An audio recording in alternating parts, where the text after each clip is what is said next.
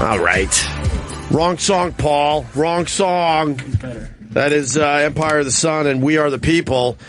Paul picked the wrong song, Jimmy. Paul. I was hanging around my house yesterday, and that damn Honda commercial came on, and they have a song in it, and I'm like, man, I want to play that to start the show. So I looked up the whole thing, and I realized it was a band called Empire of the Sun. I'm not even going to make believe I knew the band. And I'm like, oh, Walking on a Dream. Very cool. We should play that to start the show. So then I told Paul. Paul is like, oh, I know that band. Sure, no problem. And then he picked We Are the People, saying that was the one from the fucking commercial. Paul is notorious for musical errors. And then Jimmy's like, just stop the song and just play the one you want. Yeah, stop it. We could just stop it and play it. And his excuse is that's a better song, but that's not the point. The point is I got turned on to this song that's in a Honda commercial, and I wanted to play it for everybody today. Paul's known for calling inaudible. A lot of times. That was all right, but I don't know. Walking on a Dream. Now I'm going to have to play that tomorrow. That means 2 days in a row with Empire of the Sun. Yes, Paul. Walking on the Dream's a nighttime song. Oh. He's fantastic on the radio, isn't he? Yeah, Paul's good. I don't know. I want to know if he's accurate or not, though. Is it a nighttime song? Why is it a nighttime song?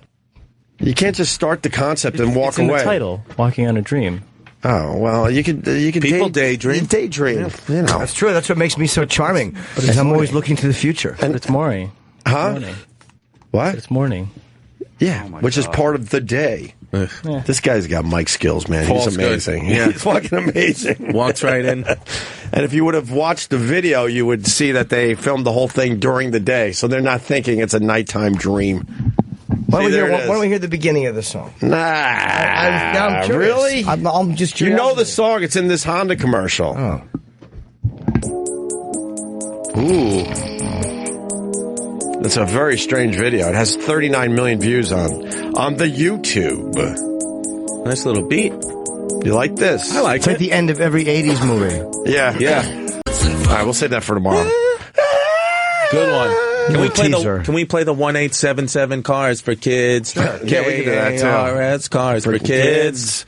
Do you know that band Empire of the Sun there, Chris? No. Chris doesn't know music whatsoever. Or he doesn't know our music. But this song, I've definitely heard that song before, but if you would have played it, I would have been like 1,000% I've heard it, but I couldn't. I would have never. It's in a Honda commercial. It's a Honda commercial. Honda's getting a free plug right now. I'm a free commercial. I'm a Toyota guy. You're a Toyota guy. I've been driving a Corolla. Then I stepped up to Camry. Right. Then Are you a fucking Uber driver? Yeah. Read about me in the papers today. And then, but now I got a Jeep.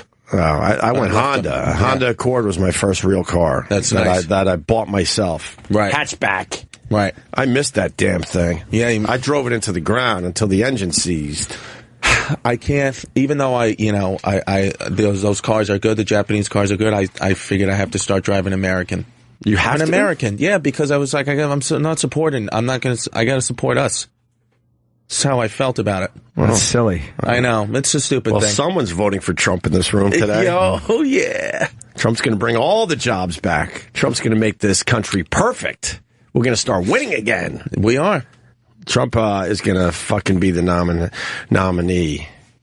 That is pretty obvious now. He's got a huge lead in Nevada, and you got Rubio and Cruz just fighting it out. One of those guys has to drop out for them to have a chance of defeating Trump. Well, Carson is still in it, right? Yeah, but I mean, how many people are still following Ben Carson? No, but I mean, why isn't he just wasting money? Like, aren't you just giving up? I honestly don't know what that's about, because you got John Kasich, who I kind of like, but he's not. He doesn't have a lot of heat, and Ben Carson doesn't have a lot of heat. So why are those guys in there? I have no. They just like the attention. That, or I think, do they maybe hope that one of the main candidates royally fucks up and has an aneurysm? Yeah, it's something. Yeah, I guess, but I mean, they're way behind. Because even if, let's say, something happens to Trump and he drops out, or like, well, I mean, what's going to happen to Trump? He's done and said everything, and it doesn't affect him. Yeah. No. But let's say he has to tap out for whatever reason. Then there's still two guys that are way ahead of Ben Carson and John Kasich. But one of those guys has to drop out. I hope it's because of natural causes. I hope nature makes the decision for one of them. I don't care which one. Well, Good chest grab. oh my God, dude. Fuck 'em. A solid chest grab. Jesus. I know this guy who's a comedian in London, and he said like in London the whole comedy scene, all they do is make fun of America because of how far Trump's gone. He said so even if he loses, he's like in at least England, it feels like your damage is done. Where he's like we just abuse you for that. Yeah, I'm like, well, well, you're still England, so shut your fucking mouth. Yeah, but this is Trump's. This is Trump's to lose. Now. Yeah, I don't know how he loses it because he has made fun of everybody. Yeah, but there you have it. How was everybody doing? I would love him to win just to annoy the rest of the world. yeah, Really? That kind of attitude is kind of why. Yeah. What's one of the things I like about him is it would just annoy everyone. right. Yeah, I got to be honest. Like when this guy was like, he was just having fun. You know, he was just texting me. But when he started to like really shit on America because of Trump, I was about to be like, yo, shut the fuck up. Me and Donald Trump will come over there. You and Donald, huh? And I'll take my Jeep Grand Cherokee across the Atlantic Ocean and shit in your mouth. Shut your fucking mouth. I would have said, yeah, why don't you go have tea and crumpets? You know, hit him with some local Hit stuff. him with that. Yeah. Hey, carry on. Yeah. Hit him where it hurts. Yeah, exactly. Who are you, Maggie Thatcher? Yeah, hit him with a new political. Oh, you bloke. I don't know. Oh, sorry. I think Cruz fires his communications director.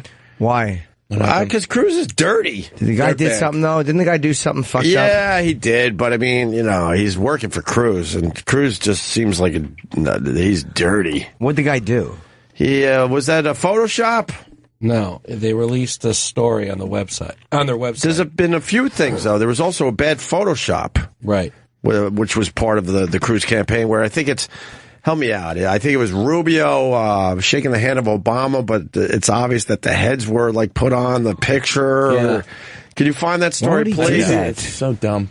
Huh? Why is that a problem if Rubio shook Obama's hand? I don't know. Well, what do you got in this, Eric? Yeah. One of the things that they were fired. We're talking about Rick Tyler. Yeah, clearly.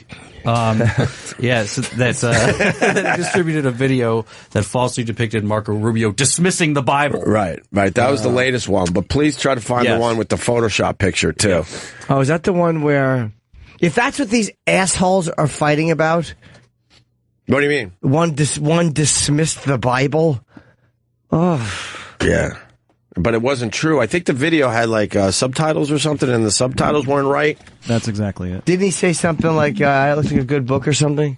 Yeah, I don't remember, but it The was Rubio-Obama trade pact. Oh yeah, They didn't pose for that photo. Oh right, and they're shaking. They're each shake. That's so First of all, weird. they're shaking with the wrong hand. Yeah, lefty handshake. Terrible. Even lefties shake with the right hand, right? Yeah. You can't do it. But in this picture, they're both shaking with their left hand, and then I think I heard that the heads aren't right, that they were photoshopped on other people's fucking bodies or something like that. And they should have reversed imaged it and made it shake right-handed. Yeah. That's just very silly. That was another one of the problems. But they also yeah. claimed after there was controversy that the photo was real. I'm confident that our campaign would not use a photo that is not authentic. How do you look at that photo and think it's real? Teddy Schleifer was towing the company line. That was what Teddy Schleifer was That is doing. such a Schleifer move. It really is. Teddy Schleifer is always a guy who will fucking stick up for the campaign. You know him. Schleif's is good. What a schleif hole. Yeah. Teddy Schleifer. I don't like Teddy Schleifer. Teddy Schleifer's loyal if he's not. That sounds like a Jim Norton character. Yes. Teddy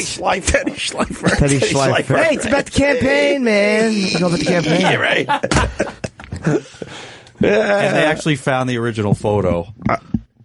That's the original That's the photo? original photo. So what? Two guys shaking with their right hands. But then they reversed the image. Terrible. To make them shaking with their left hands. Well, no I one believe does that. In the African American gentleman's on the wrong side in the original photo, so they flipped it.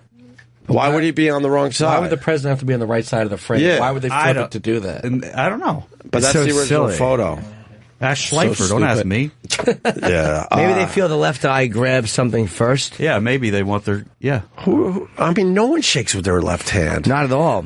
Can you do like why is it such a big deal that he's shaking like the It's not. president just because he's a Republican versus a Democrat and he's Well, that's why although I watch this shit every single night, I hate it. And Because what- these guys just cannot acknowledge the other side. it's ridiculous. I fucking hate that they don't want to acknowledge the other side. They don't want to work with the other side. That's the biggest problem in this whole fucking country. Also, could you imagine, like, you can't do this in Russia. Could you imagine these, like, you were like posting pictures of you shaking hands with Putin, and then that was like a bad thing? They'd fucking kill you. Right. You can't do that. Well, good old Teddy Schleifer. Yeah. I'm confident that our campaign would not use a photo that is not authentic, and then they find the original picture. Way to go, Teddy. I got Stunt Brain. I told him to call in because he wrote me yesterday about that Reagan thing that we were trying to figure out. Is that you, Stunt Brain? It is. Good morning. All right, I didn't see your name on the screen, but there you are. How are you, buddy? I'm good. You guys, total sidebar. Yeah. The song you played to open the show, the Honda song. Yeah. It sounds like MGMT Kids. Thank you, and that's what I said to some of the guys around here this morning. I heard that during the Honda commercial, and I like MGMT, and I'm like, do they have new music out? And so then I did a little search, and I realized it wasn't MGMT. It was a band called Empire of the Sun, and then I'm like, let's play Walking on a Dream, and then stupid Paul picks We Are the People. Well, I don't know about your internal struggles. But the song just like MGMT to me. Well, there was a whole thing behind the reason why I picked that song, and then Paul's like, "Oh, I know that," and then tells Travis the wrong song. Paul's But panicking. we're talking about the people who rule the world for the presidential campaign. There's your tie-in. Dude, he's amazing. That's good. That's more of a nighttime song. We fucking need to give Paul him an does hour kind or of two. come in, he fucking whispers a little knowledge, and he goes back. I respect that. Comes in, he drops a little science, and he fucking heads back to his chair. It's the weirdest thing. He just says something like Jimmy said, and then he walks away from the mic. Why wouldn't you want to have a conversation? This is talk radio. The conversation's over. Oh, Man, the a few conversation's words. over? It's not a conversation. Okay. The conversation's over. Opie. Don't be I'm done. confused. I like Paul a lot. Anyway, Stump Brain. Thank you. Yep. So help us out. So you got the communications director. He had to step down. Basically, Cruz told him to step down or you're going to be fired. And that's not a good thing for his campaign whatsoever this late in the game, right? Yeah, it's tough, especially when Rubio and Cruz are fighting for that spot to face off against Trump, because that's really what it's down to. You guys were talking about it. If anyone's going to have a chance against Trump, they need to consolidate all the votes underneath them. Yeah. For the establishment candidate, right? And that's the key right now, and especially Nevada's going to be nuts. This dumb caucus that they're doing today. Nevada's only done it a couple of times this early, and I think the GOP is going to take it away from him. The last couple of times they've done it, the Ron Paul people have staged an internal coup and almost and Esther? Esther? The whole thing. An Esther coup. It's good stuff. But so, Thank you very much. you're welcome. I'm not a fan of the caucus. The caucus means that you have to stand up and tell everybody who you're voting for, right? Yeah, and people Which is a little strange. change their votes. In Iowa, they move from one side of the room to the other. People stand up. It is strange. And they're just, Nevada's ripe for all kinds of shenanigans, and we might see something today. But Trump has a huge lead, and he's going to win the caucus out there in Nevada. Yeah, pretty much. He should have that. No problem there. And, going ahead, he looks like he could run the table. Good. If things don't consolidate underneath him. So Rubio or Cruz has to drop out, and neither one of those guys is willing to do that. Their egos are in the way. Yeah, right now it is. Unless they say, "Hey, we'll figure out who will be the VP candidate down the road. Let's just get this together." But you also have Carson and Kasich, as you guys were talking about, who you don't know what they're staying in for. Carson, it just seems spiteful at this point. He's mad at Cruz for what happened in Iowa, and he's not leaving. But aren't they running out of money? Isn't it a money thing after a while? It is for Kasich. Believe it or not, Carson has a ton of money behind him. There's an old evangelical group that's been donating just consistently to Carson. I believe if you have the skill to operate on a baby's brain while the baby's still in the mother's stomach, you have to have a lot of money in the bank. Yeah. I would assume that means lots of cash. And lots of people think that skill is worth donating to. And there's a CPAC conference in D.C. next week. It's Conservative Political Action. Oh, no. God, I took a Z-Pack to get over the flu. I need a Z-Pack. I've taken them for other reasons. Oh, really?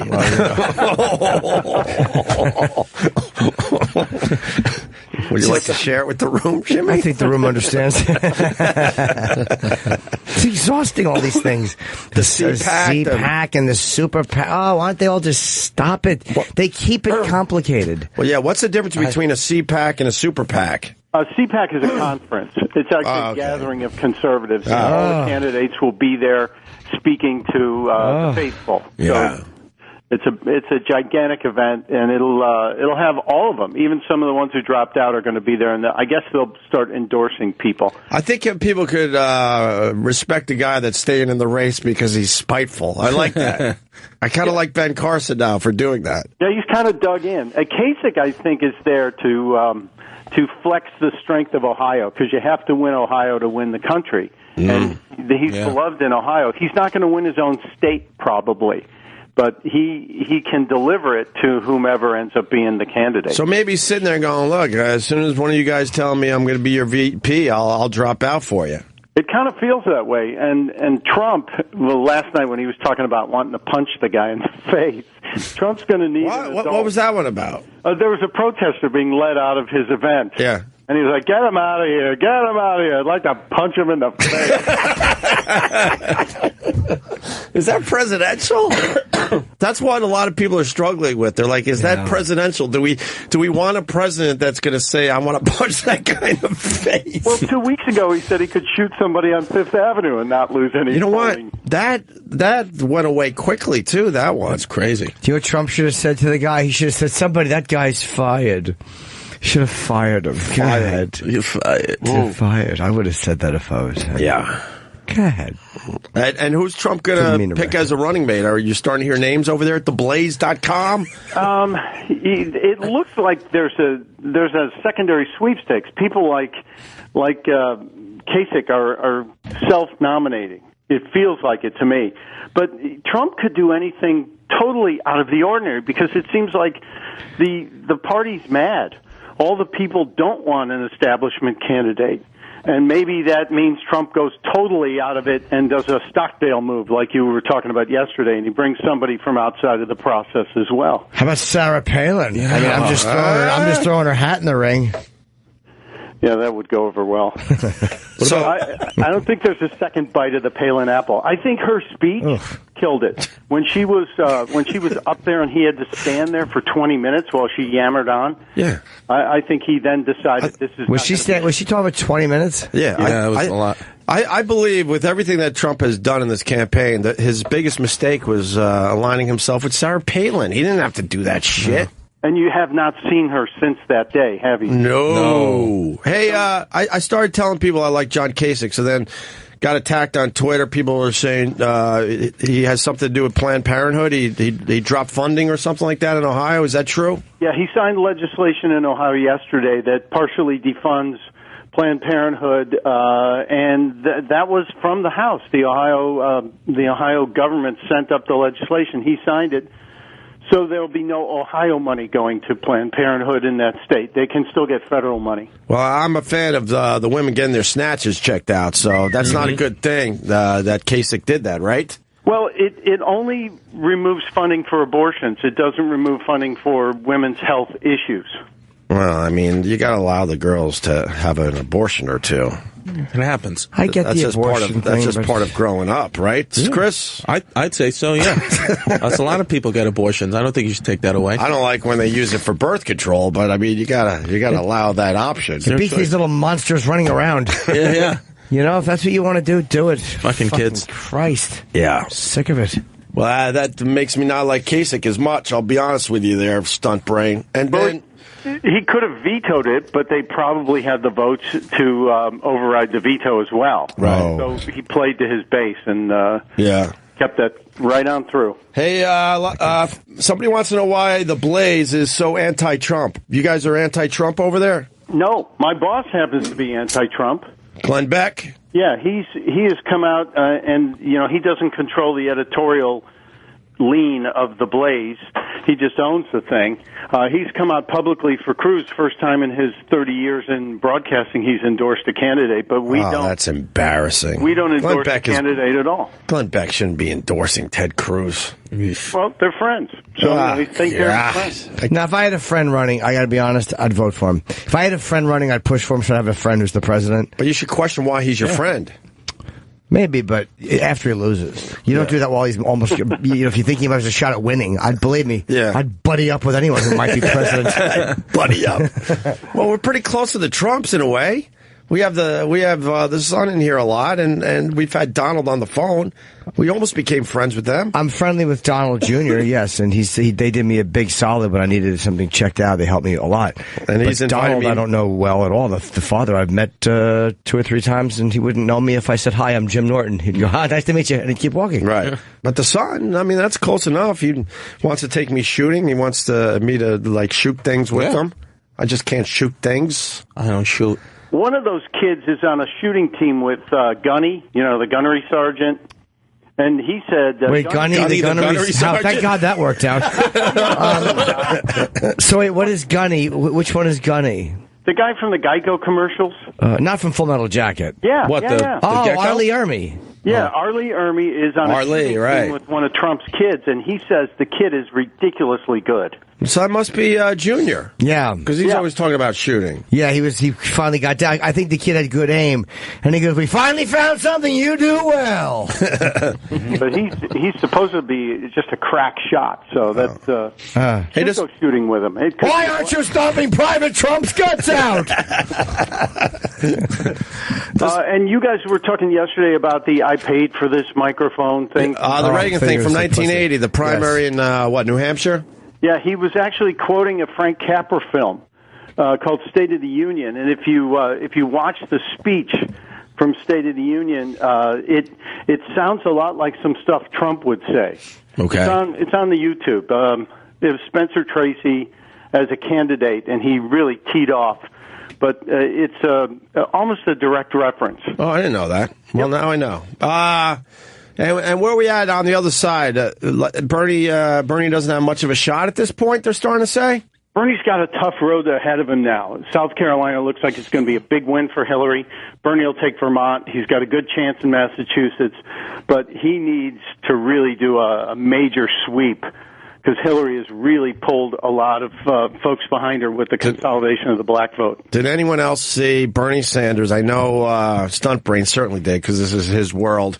Bernie Sanders was trying to get the blacks on his side, and he went to some kind of, what was that place, a restaurant or a buffet type of place? And he showed up, and he was going to kind of like eat with some blacks and talk to some blacks. And no one paid attention to him, and he was wandering around the room looking for someone to talk to. You saw this, right, Stunt Brain? Yeah. It looked very uncomfortable. Anyone else see this? They didn't give a fuck that Bernie Sanders was in the room. And he's just standing by, I think, the salad bar. And then I think a reporter comes up, and so, gets his attention for a little while. And then the rest of the video is him sort of just wandering around. And he's walking up to tables, and no one is giving a shit that he's there. It looked like a fish out of water scene, definitely. Not a good campaign move. Kind of like when you go to those parties and you don't know anybody, and then now you have a drink in your hand, and you're like, what the fuck? I have no one to really talk to here. I know there's one person that I met one time. Maybe I could start a conversation with them, and you wander, and that doesn't work.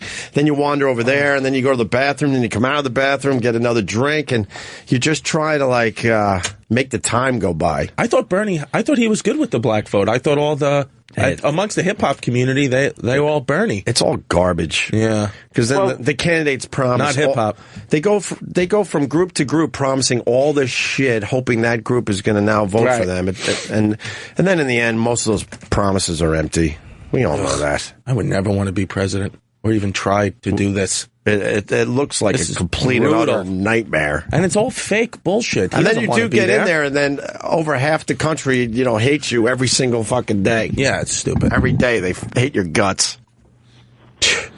Anything else, Stunt Brain? That's about it. I think it's going to be a good day for Hillary today, and another good day for Trump. But Thursday night, another debate for the GOP, and you might see it be a much smaller group. Well, I mean, we're down to 5 officially, but they're saying there's only 3 that have a shot, right? Yeah, it's really just Cruz, Rubio, and Trump. Carson and Kasich should probably slide out pretty soon. Kasich said he's not. I think after Super Tuesday, after next Tuesday, you'll see it really. Did you just say after next Wednesday for Super Tuesday? Yeah, because the Wednesday morning. Oh, okay, that sort of makes sense. And by Super, Wednesday. What's Super Tuesday again? That's March just a 1st. super day. Oh, super duper. There's We got 15 primaries. 15 primaries. When's the New York primary? Oh, it's way down the road. Oh, yeah? The New York primary, it doesn't even matter at that point. They'll already know who the candidates are. Why do they do it why does I don't primaries know stagger why. like that? I don't understand politics at all. Like, when you guys talk about it, I'm fucking so lost. The states try and get the upper hand because then they get all that money. So a lot of folks would like a national primary day where everybody has the primary on the same day. That would make sense. That'd be good. It does kind of make sense, but all the states go, well, we're going to hold ours earlier, and they get all that campaign money spent there. Oh, and it I really see. is a ton of money. Yeah, that's not fair, because okay. then a lot of these states, by the time the candidates get to them, it doesn't matter anymore.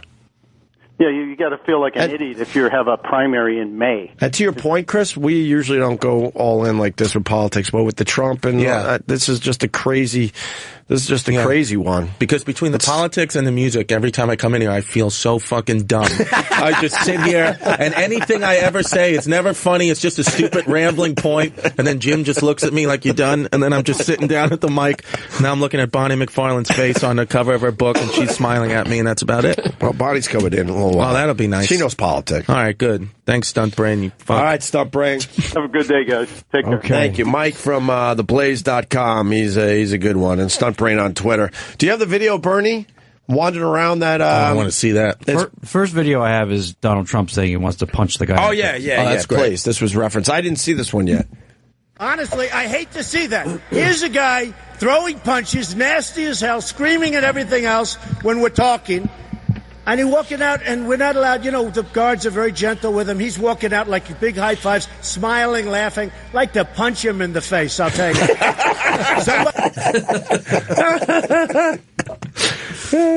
And he has a very good shot of being the president of the United States of America. That's beautiful. Although I think this is still Hillary's to lose in the end. I think it's going to be Hillary no matter what. I hope so. She's a delight. Oh, great. I love her. Those pantsuits. Yeah, she's such an inspirational speaker. Ugh, you enjoy her. This is our choices? Yeah, there's bad choices this year, huh? They should be laughing at us in England. I think Joe Biden, right? If he would have entered, that would have been good. Maybe he would have won. I don't know what that's about. I don't think it's about his son's death in the end. I really don't. You think there's some dirt on him that he didn't want getting covered up? Yeah, he's vice president. They would have come out. Yeah, I don't know. But but I'm saying when you campaign, don't they really dig deep to try to get when some you're shit? vice president. It would have come out. They would come out. Yeah. I don't know what it is. I don't think it's just about his losing his son, which is obviously a brutal fucking thing. Of course. But there seems to be more to that story. Yeah. But who knows? Fuck. You got the Kasich clip? That's a very good one. John Kasich got in a bit of trouble yesterday because he was talking about women leaving the kitchen to support him. And now that was a big problem yesterday.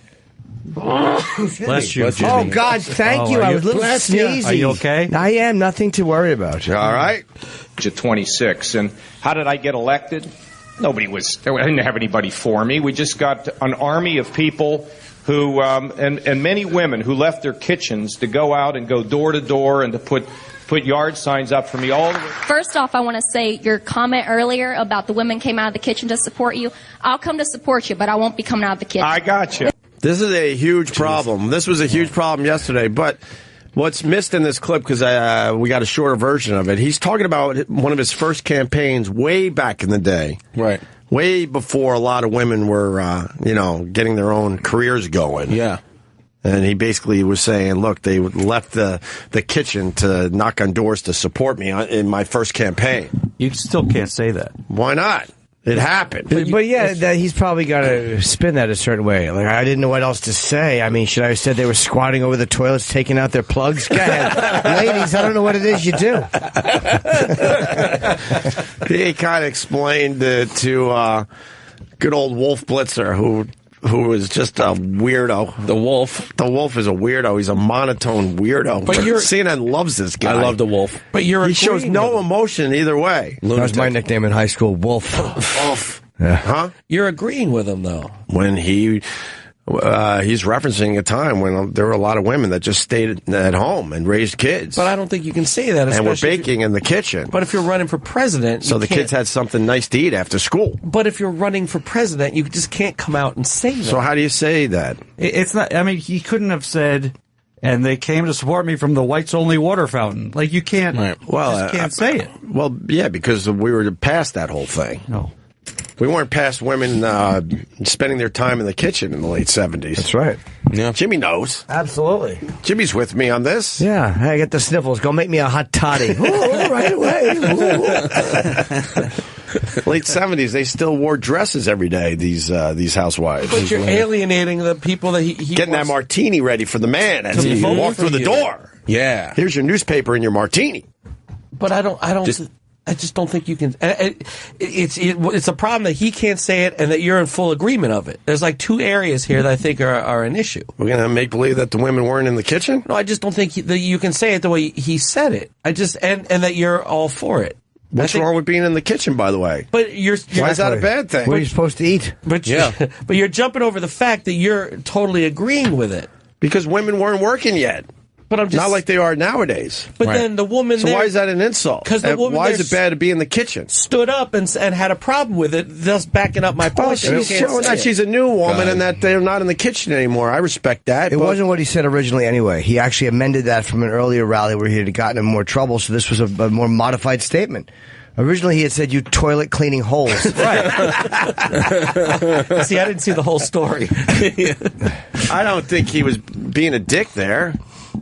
But the woman in the audience did. He's very lovable, this John Kasich. I like him. To the subject. He said, "Gotcha." What happened after that when he was like, "Gotcha"? Like, I think he probably knew when she said that. He was like, "All right, gotcha." But he didn't mean anything by it. He was just referring to a time where things were a little different. There were a lot of women that were staying home, and they were leaving their houses. But he said leaving the kitchen to go knock on doors for one of his first campaigns. Well, he handled it wrong when he pointed at the vagina area, and he goes, "Sorry, but those things confuse me." How did he explain himself to Wolf Blitzer? Not well. As Wolf just stared straight ahead. Yeah. Wolf sets him up for an apology, and he doesn't quite take it at first. Good. All right. That comment was not artful, but do you think you want to apologize to women out there for saying why would that you they ask left if he their wants to kids? apologize, Yeah. Wolf? That's not what you're supposed to do. Wolf's trying to insert himself into the story, so then the story is Kasich apologizes, of and course. Wolf's in the story. That's so silly. Of course. But Kasich said, "I gotcha," so he understood right away that maybe that was the wrong way to put that. Yeah. He was just trying to say that the women have always been with him, even in a time when we didn't maybe respect women as much as we do today because they were busy in the kitchen. Yeah, they were shirking their home duties. Making their chocolate chip cookies. Exactly. Doing woman things. A lot of woman things. Exactly. When you dropped that little blue thing in the septic tank and you came out to campaign for me, had a girl. I don't see the problem here because I don't think he meant it. Yeah, he didn't mean advice. I'm fucking around, obviously, but I don't see the problem. He said it a little weird, and then a woman called him out on it, and they quickly said, "I got it, of course, all right. Gotcha. Next time I won't say it in that way." Let's see stupid Wolf trying to make it about himself as he just stares blankly at the camera. To women out there for saying that they left their kitchens to campaign for you? Well, look, Wolf, anybody would be offended, of course. Sometimes when you operate on the high wire without a net, sometimes, you'll fall off and not say things exactly the way you want to. But let me be clear. In the beginning of my campaign for public office, I did town halls, except they were in people's homes. They were at breakfast tables. They were during the, He wants to say kitchens, but he's working his way out to the dining room. They were pass-through counters to the dining room from another room in the house. They were near stoves. I quickly realized if I wanted to see any women and have them support me, I had to go in the kitchen. Yeah, he's trying to avoid that word. Right, he's trying to avoid the word kitchen. Homes. They were at breakfast tables. They were during the, at evening. Breakfast when we tables. Get it? Oh, he wants to say kitchen. At evening meals, they were where the towel hangs by microwaves. Coffee, and I recruited people, and I want to be clear. We had a lot of women that played a major role in my political campaign, political life, and they still do. In fact, Wolf, my chief of staff, First one to go in for a new governor was a woman. She's now running my campaign for president. My lieutenant governor is a woman. The first person and only person I appointed to the Ohio Supreme Court is a woman.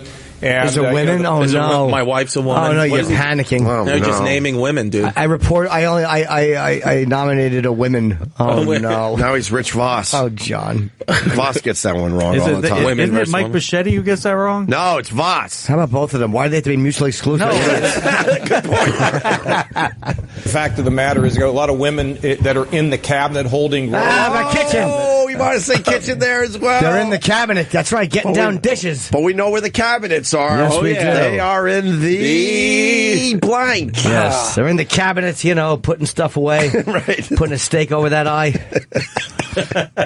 Women that are in the cabinet holding roles in my cabinet. So, look, I mean, at the end of the day, people are going to jump on me now. I take orders from nobody, not from Wall Street, not from K Street, not from special interests, and my campaigns have been good. Yeah, well, I was going to say, what's K Street? Washington. They call it K Street. Why do they call it K Street? How about Main Street? Wall Street to Main Street. Remember that guy? What was that regular John guy? The plumber? Joe the plumber? Joe the plumber trying to insert himself everywhere. Hey, regular guy. I'm Joe. You know how many times he probably still says that? Remember Joe the plumber? No, I don't. Well, if you go back to the McCain campaign, he was using the guy Joe. Yeah, vaguely. I'm him. Okay. Yeah, all right. Well, cool. I have a toilet that's got a log stuck in it. That's why I'm wearing this shirt that says Joe the plumber. Yeah, with an arrow pointed up. Yeah, he's at that stage in his fame where he's now wearing a T-shirt with his name on it. It's Joe the plumber. So you ask questions. What does that mean? Oh, well, remember? Yeah. By the way, during this whole clip, Wolf Blitzer just has a dead-eye stare. Yeah. Wolf always looks like he's fucking being molested when he's 6. He just shows no emotion. Nothing. Go ahead. Not from special interests, and my campaigns have been good. Because they've been basically staffed and energized by regular folks. Like the governor, a lot of women think it was insulting. Why not just say, I made a mistake, I'm sorry?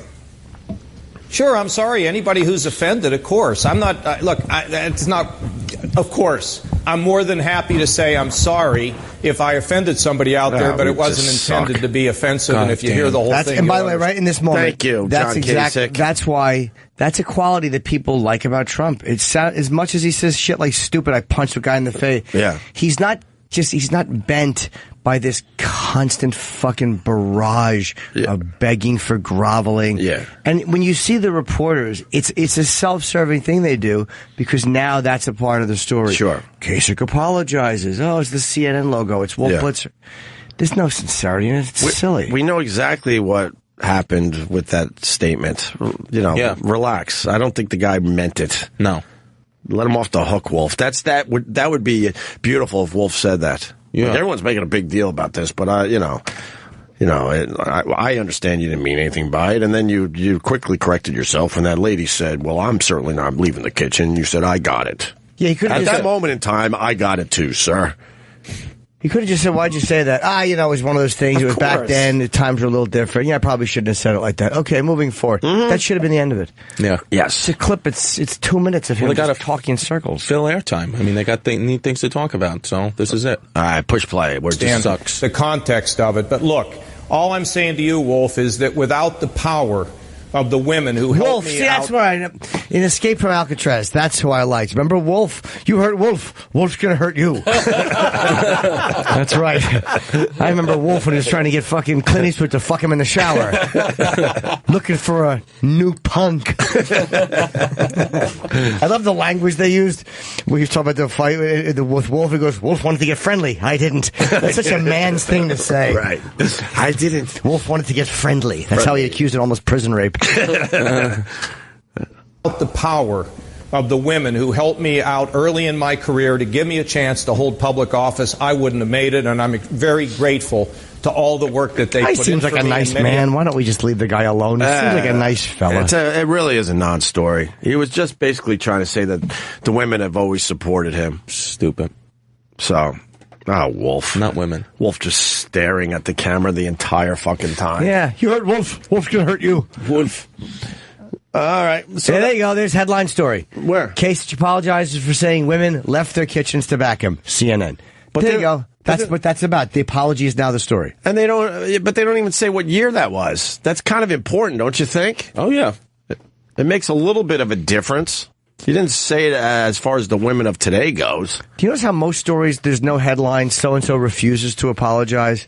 Because they don't get what they want. That's not that interesting. Mm-hmm. The apology is where the story is. Right. I said the same thing 3 times. You nailed it. Now they're part of the story. No, people heard me the first time. Why do they have to reiterate? That's all This is right. what this is for. I'm pointing it to a microphone. It might be the people that just got in their cars and just turned on their engine. That's true. They're probably like, hope Jim's making a smart point. No, it's push to start now. Yeah, you're right. Yeah, the push to start is fucking weird. I know. Maybe I should do a fucking roll down the window thing like it's 1980 or a check your... Yeah. Why does my mic keep falling? That's a euphemism, by the way. All right.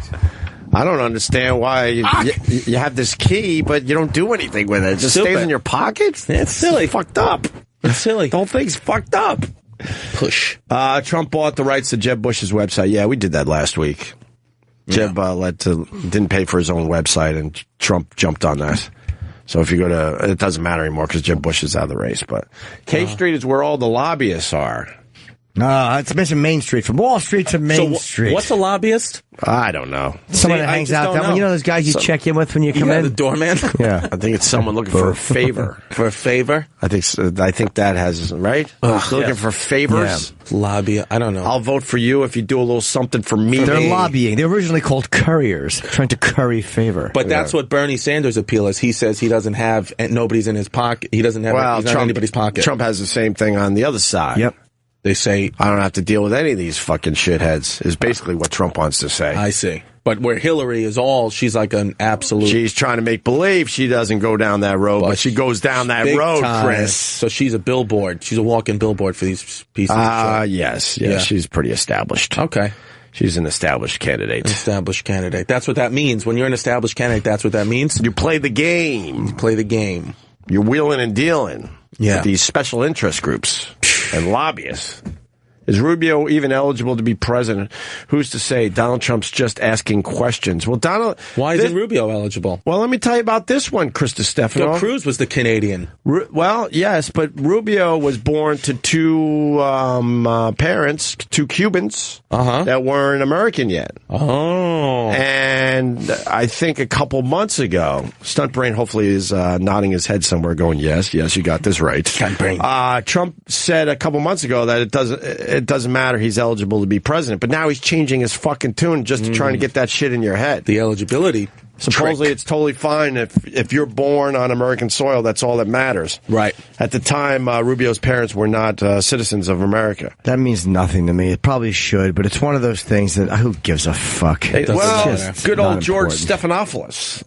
Good dude. Was trying to make something out of this as well. So that guy's got a fucking head of hair on him. Holy shit! Yeah. Stephanopoulos has literally the most perfect do I've ever seen on a person. But I want to muss it up.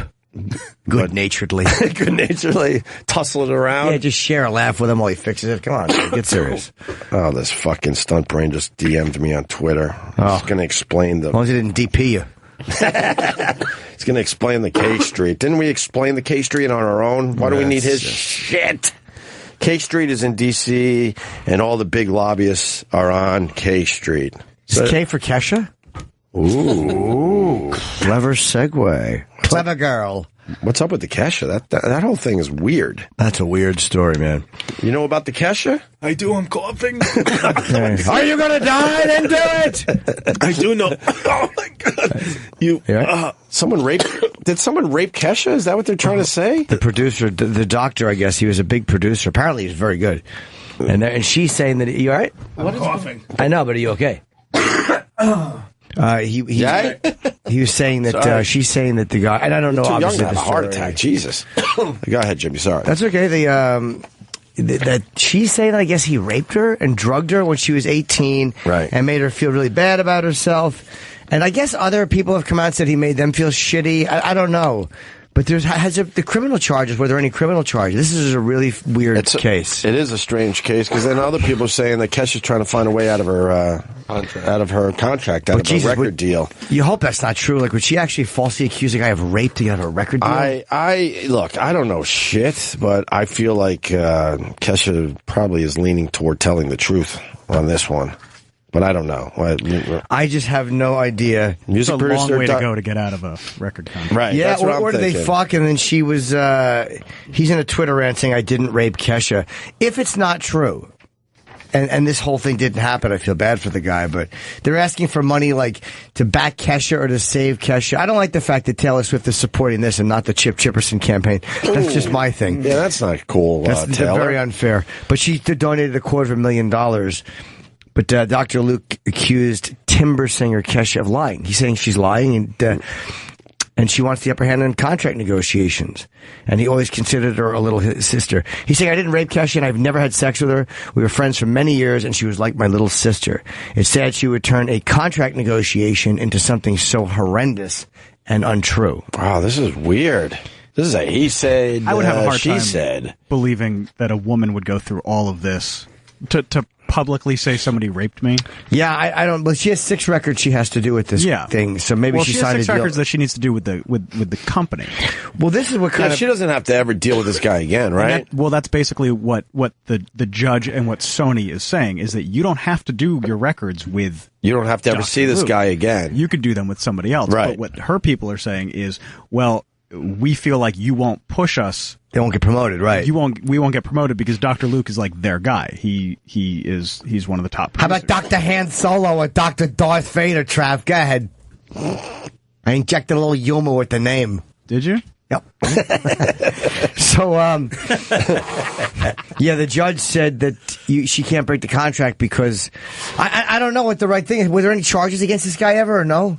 No, and I think that's going to be determined very soon. It's a really weird thing because you never want victims being afraid to come out. Like, you never want, like, of course. Then they're like, well, that's why women don't speak up. Of course. So that's a good point. You don't want women ever afraid to speak up. But then again, you don't want guys falsely accused of rape and having it gain momentum just because you want to be nice. Like, I don't know what the fucking right answer is. He's saying he didn't do this shit. This is a weird one. But the New York Supreme Court on Friday found Kesha is already free to record, like we said, and release music without working with Dr. Luke as a producer if she doesn't want to. And Taylor Swift gave her $250,000 after Demi Lovato, I guess, called out Taylor Swift for not publicly helping Kesha. Right. But the lawyers for Dr. Luke are reiterating that he is not the one preventing her from releasing new tunes. Says any claim that she isn't free is a myth. That guy still works with the company, but she doesn't have to work with him. And I don't know if the guy is a rapist, and even if he's a good producer, would Sony keep knowingly keep maybe they would. I mean, I don't know how the record depends on how many hits. I started watching Depends. Has. Yeah. I started watching Vinyl. They're a little scummy, the record people. I like Vinyl. I'm not through it. It was very late when I started last night. I forgot it was 2 hours. What I've seen. I saw Dice Clay. Dice Clay. How great was his performance? He's a fucking great actor, man. We've all known that. Yeah. But Andrew is so fucking good as an actor. Isn't he great? That bastard is fucking. He's awesome in this. We kind of know that guy, though, right? That he's playing? He's so good. I don't know the drugged out. No. We know the lesser version of that character, though, where he just wants to hang and talk and hold you. Yes. Don't show all this because. That's so fucking good, man. I definitely like Dice a lot in Vinyl. Is the show good, Vinyl? Of what I've seen of it's very good, yeah. I liked it. I think they made a mistake by making the premiere 2 hours. Okay. It felt a little long, but I'm definitely in. I'm definitely liking it. They were shitting on it on ESPN. Were they? Yeah, those guys, Russillo and Cannell, they were fucking shitting on the show. Dice has mutton chops and long hair. He has crazy, almost like the Asian bad guy in the movie hair, bald in the front and the hair in the back. He looks awesome with the hair like that. Yeah. And he's so good. He switches gears. He's moving fast and then slow and then sad and then he's aggressive and he's crazy. And God damn, is he good, man. I never saw Dice play on a coke bender. I'm so happy for him, though. I love to watch it. God, is he good. What were they saying? What was their problem with Vinyl? They were saying that, it was Martin Scorsese, right? Yeah, and Mick Jagger's involved. They were saying like he was just doing all his old tricks and just like what? I don't know. He's great. They were shitting on. I thought it was shot beautifully. Yeah, and it's New York City in the '70s, so it's all dirty and gritty, and I like it so far. It's not well received. It's not really. No. Yeah, I haven't. Have you checked it out, Travis? No, I haven't. I have it on my DVR, but all the reviews that I read really just make me want to skip it and watch something else. Man, I liked it. I really did. I wonder if The premiere being 2 hours hurt it. It felt a little long. I said that already. I just realized I said that already. No, I know, but it was funny. We catch ourselves repeating shit. I did it earlier. I was like, I said that 3 times. Why? But it's more what I'm thinking in my head, so I'm like, I could have kept that to myself. What are those in-flight apartments, luxury rooms on flights? United. The Arab Emirates, United Arab Emirates, goddamn, they really know how to fucking make a plane. In-flight Look apartments. at that toilet. But that's probably I'm going to guess it's $20,000 for a flight. How big is this fucking plane? Look at the size of this. Look at the size. Wow. Look at those leather. I mean, that's just coach. No, I'm kidding. Look at how comfortable that is. Dude, I would fly to Rochester in that thing in a second. Dude, it's too big. I would fly to Roch in a second. Wow. If I knew this was an option. There Fucking are flights. How many of these are there? That must be the whole plane. Perks at 30,000 feet includes bathroom, shower, and living room. I've seen that's probably There's Emirates. a lot of them too. Yeah, that's a giant first class. Probably the 7. Whoa! Doesn't they have a lounge? Yeah, it's really nice. That's awesome. Yeah. Thank you, mister. Damn. Oh, thank you. Where were we? Sorry, Clough. Jesus, thank you for this. I didn't even order. Did you guys see? I didn't listen to the show yesterday. Did you guys see? You might have played it already. Did you guys see Kris Jenner get booed while she was giving that speech?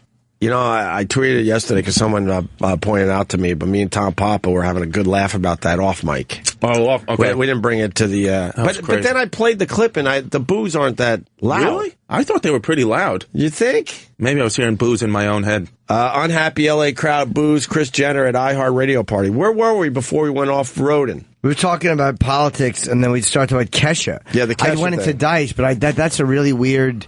Maybe there's something I don't know about this Kesha thing. I mean, I've been seeing the hashtag, and I'm trying to figure what the right answer is. Yeah, It's definitely a he said, she said.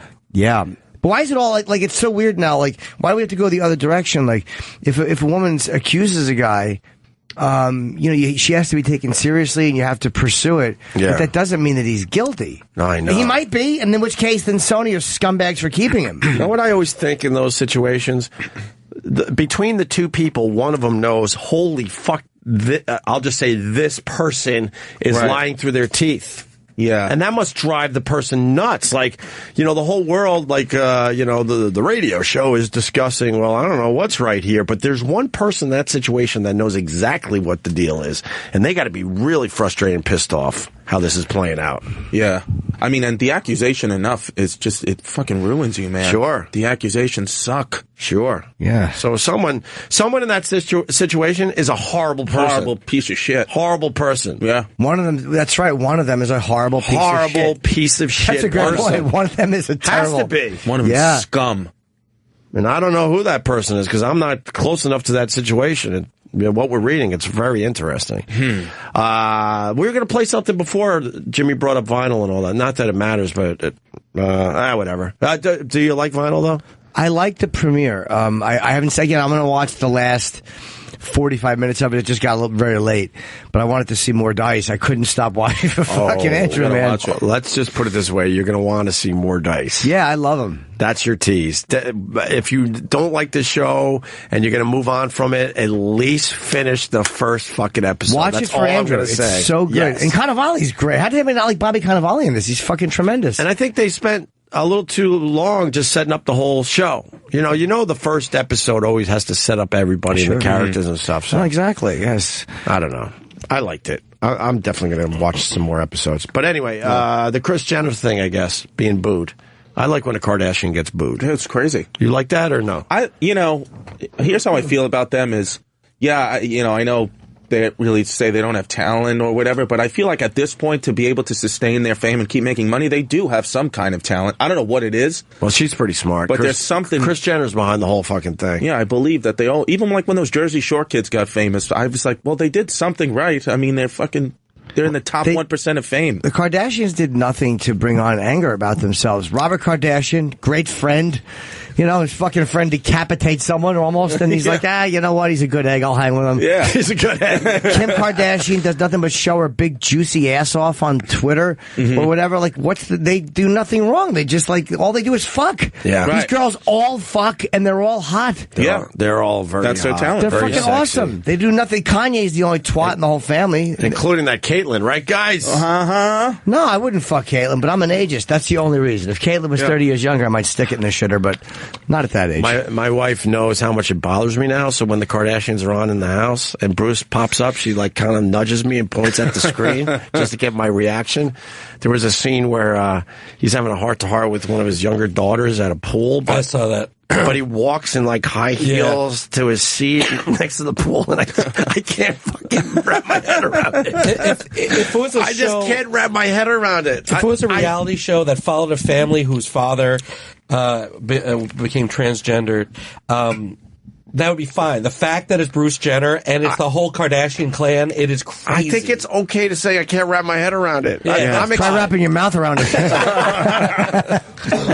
Look, I'm accepting, but I don't. It just every time he pops up, I start laughing because it's so ridiculous. And then Sherrod's comment about how he has a Joe Klecko knee just is always playing in my head. Joe Klecko He's got a giant Joe Klecko knee from his time being an athlete. It's hard when you know somebody as somebody. You know what I mean? When you know the guy as Bruce, it's hard to make the switch. That's but then you look at Bailey J, and I go, okay, right, I get it. See, I look at Bruce Jenner like I look at Bailey J because Bruce Jenner's as an athlete really meant nothing to me. I had no clue that he. The only time I'd ever even heard of Bruce Jenner, you couldn't look at Bruce the way you look at Caitlyn, the way you look at Bailey J. Right. You ever tug your dick to Caitlyn Jenner? I didn't think so. No. Look at that. Look at that. Look at the Joe Klecko knee. Sherrod rules for pointing that out. I don't know. I don't know what I'm supposed to do with that when it pops up on the TV. I just start laughing because it's because she is still awkward in high heels and doesn't have that down yet, and I don't know. I find humor in it and talks in the normal voice. Talks like Bruce Jenner, right? So it's like, Kylie, come here, let's talk, right? And then the daughters will also they'll call her Kylie, or call her Caitlyn, or they'll sometimes call her dad. No, they call her dad most of the time. I guess his daughters to call him dad, and then the older ones call him Caitlyn. I guess that's what it is on the Kardashian show. How big of an athlete was he when he was at the top? When he was Bruce Jenner? Can someone put it in perspective? He was the number one athlete. Number one athlete. Like Michael Phelps, like that bigger Olympian? Than Michael Phelps. He was huge. He was bigger than Michael Phelps. And it was also a time where we didn't have all these distractions. So when you were famous, you were really famous. Right. And he won gold medal. How many gold medals? One? Was it only one gold medal? The decathlon, sure. Okay, he won one decathlon, and then he was everywhere for a long time. His image was very, very good. He was a positive, handsome guy. Women loved him. Boyish, charming. He was on the cover of the Wheaties box for fucking years. So would it be like someone, for me, if Derek Jeter just one day was like, I'm a fucking like that woman? level of easily. Like being an iconic guy, yeah. He was Jordan. For a little while, Jordan was able to carry that longer than Bruce Jenner's. Bruce Jenner's fame from winning that gold medal at the Olympics was just massive. How many other names do you know from the '76 Olympics?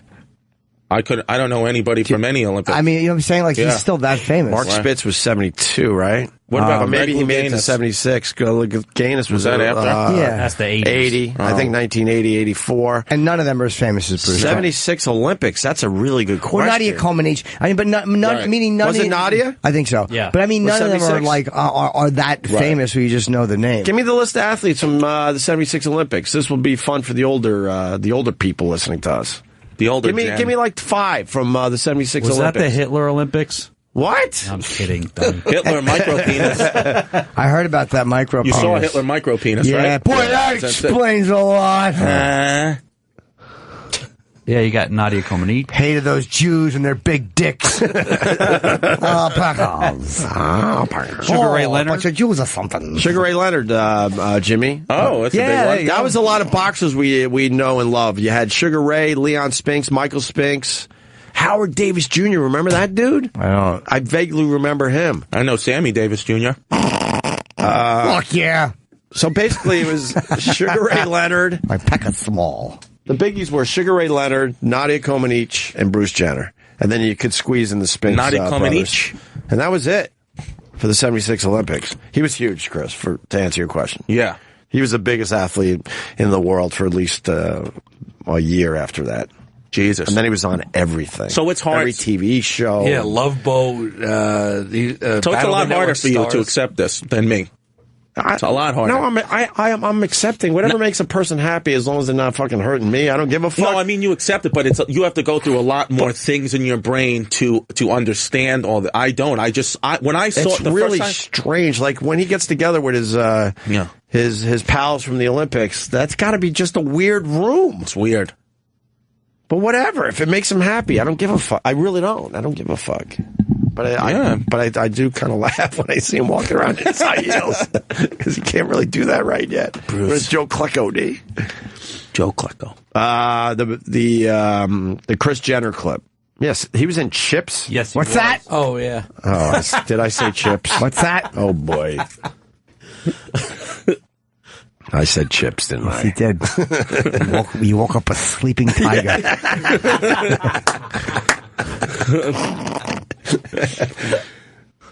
People are making a big deal about Kris Jenner being booed at the iHeartRadio party. Push play of this. To introduce Culture Club, she's the momager of the century, star of Keeping Up with the Kardashians. Momager, that's the new term of the What's century. a momager? Of the century. Like a mom manager. So that Jimmy just pushed the mic away. You That's don't like the that? worst word combination I've ever heard. Well, that was big one. That got the crowd going. Yeah, they hated that. They didn't like that. They didn't like that. Oh, and Culture Club, by the way, Karma Chameleon, right? Yes. See? That one I knew. Boy George. I don't know a lot of songs, but that one I knew. Yeah, they had a few catchy songs. Yep. Club, she's the momager of the century, star of Keeping Up with the Kardashians, Kris Jenner. Listen while she talks, Good evening. From the moment I heard about Boy George back in the 80s, I was completely obsessed. Not only with his music, Not even acknowledging but inspired by his amazing fashion. It keeps going. Stupid I wore the hat.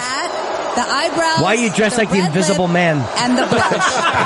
Meeting him dumb last hat. summer in France was exciting and the start of an awesome friendship. Don't listen and to he even them. celebrated my 60th birthday with me.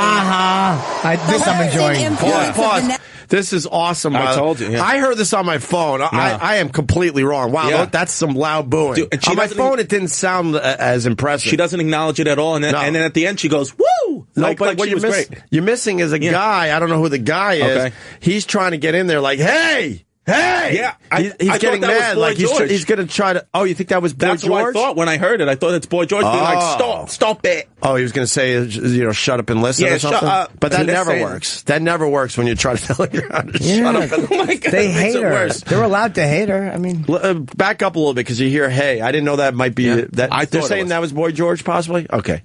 Some friendship. And he even celebrated my 60th birthday with me. The lasting influence of the next band can be heard among all the biggest names in music today, from Sam Smith to Adele. So bad. They're genre bending and gender bending, giving millions of people the confidence to be themselves. They simply define the decade. Give it up for iHeartRadio and the Culture Club. Oh, you don't end with woo after that beating. Whoa, that was brutal. That's a beating. But why was she there to introduce them? Why would they think She's that famous? They're just, I don't know. They're just trying to get some heat for their show. I don't like her Getting some fucking big celebrities. dumb hat. That's like a burn victim outfit. Just a hat. You can't see any of her hair and jacket. And, People booing. No real form in her body. She probably has a nice big pussy, though. Yeah, I always thought that. Maybe she does. Mm-hmm. Oh, she. Oh, yeah, she is dressed like the Joker. Oh, well. That was kind of enjoyable. Yeah. Especially the hey! Yeah. What do you say? You people? Hey, people! Hey, people. That never works. He's mad because they were fucking booing over words about him. Yeah. Yeah, you think? Yeah, she's like giving them this great intro, and they're all bullying. They're concentrating on how much they hate her instead of what she's saying about him. Yeah. All right. What did he sing when he came out? He probably started with a little, I would assume he would go Karma Chameleon, Karma right? Chameleon. Short set, you got to go right to the big Right ones. there. You got to go big. Come. Why don't we take a break? But iHeartRadio, hats off to those fucking people. What a brilliant marketing strategy. Because it was nothing at one point. This was all satellite radio's thing. Mm-hmm. And then satellite radio should be doing those. Even though terrestrial radio, there's more people. But they do their Apollo show. Maybe they got to expand it a little bit more. Yeah, do an arena show with a bunch of artists. That's the show Rick Springfield was talking about. Oh. Yeah. When he was in. And he was he scared on to that? mention Yeah. it. And we're like, we don't give a fuck. Yeah, we don't care. Mention whatever you want, Ricky boy. Ricky. I think that's it for now. Chris Distefano in studio. Yep. You got Thursday through Saturday comics at Mohegan Sun. Mm-hmm. And then next weekend, Bananas in Hasbrook Heights, New Jersey. Yep. It's ChrisDComedy.com for all his dates, right? Yes, that's it. And we got Bonnie McFarlane and Lita Ford coming in today. Nice. Yeah. And Jimmy's got some things. I have my gay Mouthful of Shame tour, which is going remarkably well, surprisingly. Thursday the 3rd, Red Bank, Count Basie, Long Island is sold out. Saturday the 5th, Montclair. And we are showing the Dos Anjos McGregor fight after that, so if you guys want to hang out and watch the UFC fight, I'm definitely doing that. And then the week after, the 10th, 11th, and 12th, Indianapolis, my first time ever, Cleveland, which is almost sold out, and Grand Rapids, Michigan, the Fountain Street Church. I think that's a festival. Ooh. Nice. All right, I think we'll be back with Bonnie McFarlane. Stay there. Yes, we're back. We got Chris Distefano in studio, and now joining us, Bonnie McFarlane. Hi, guys. That's like a real guest. Bonnie. Those leather pants? Yes, I like them. They're nice. Yeah, we like you in the leather rock pants. and roll for your promotion tour. I like that. It's nice. Good shirt. Well, I was staying in a hotel, and I didn't want to carry a lot of stuff, so I wore these pants last night. I'm going to wear them to the event tonight. What's the event tonight? I'm doing a thing at the Strand. It's the book launch at the Strand bookstore here in New York City. Oh, you're really having a problem with that microphone today. I literally want to break it in half. And so is everyone with ears. All right.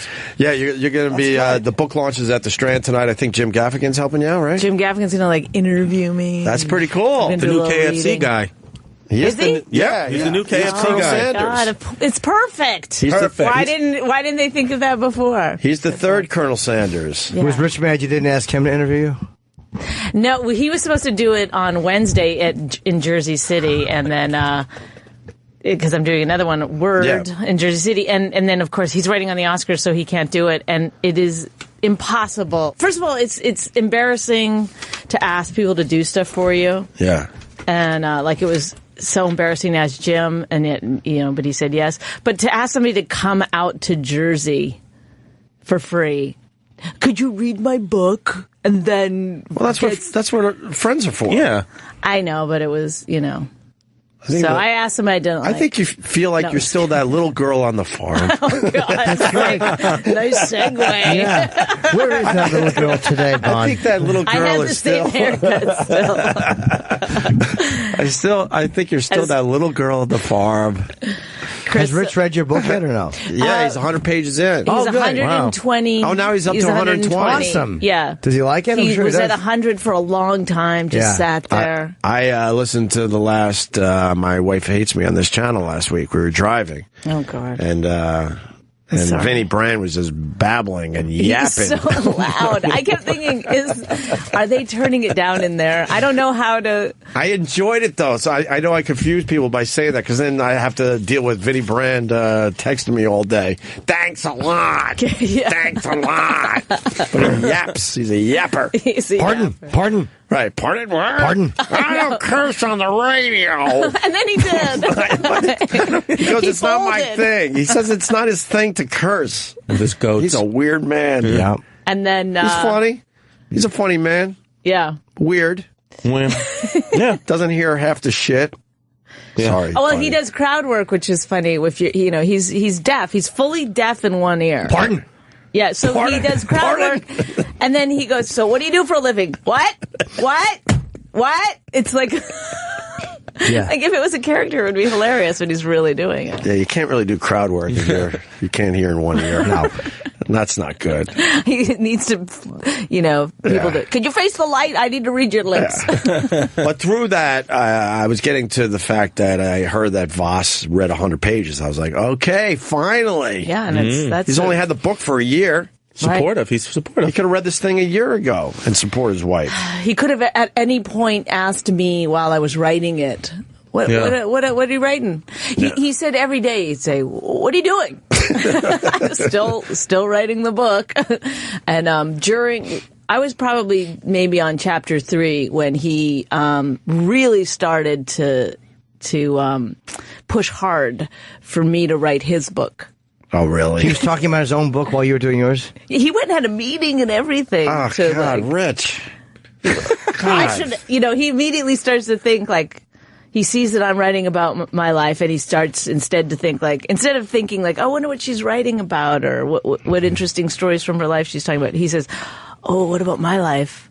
Oh, my life would be a really good book. Then why doesn't he just... The way to do it is you start talking it into your phone, into your program. You can do your own thing. You don't have to sit there and write it while you're writing yours. Well, that should be a motivating factor for him to write one. Well, that's just not the time to start not thinking at all. that. You have to be supportive. Exactly. Please tell me he's not in this book at all. He comes at the very end. They told me that I could have the book deal if I left him out. No, I'm gonna write another one that's okay. So this is actually a really good story because Anthony Bourdain is behind this. Yes. That's what I just noticed. And what you did a roast for him or something like that, and he was like, "Wow," he really was impressed by you, and said, and then how did the book come about? So. Just a little while. I hate that I'm interviewing you. Can't we just fucking fool around and talk and then maybe get some of this shit out? Hold on, let's get to the brass taxes. God, I hate Where do you this. get your ideas? This is so weird. When I'm jogging on the treadmill. But I mean, the Bourdain angles is pretty good. Yeah, there was this roast, and I did the roast, and I was, really mean because that's how roasts are. You were on the roast. Jim was on the roast, and Artie Lang was on the roast. Who else? It was like a Eric ton Repair. You know who was nice was Rachel Ray. Yeah, she got a beating, and she was awesome. I trashed her, and then I was scared after, and she was like really nice. She was really lovely. Yeah. Was she funny? Did she do a set? Yeah, I think she was okay. I don't remember. I think people she was were not enjoyable. that great. The other.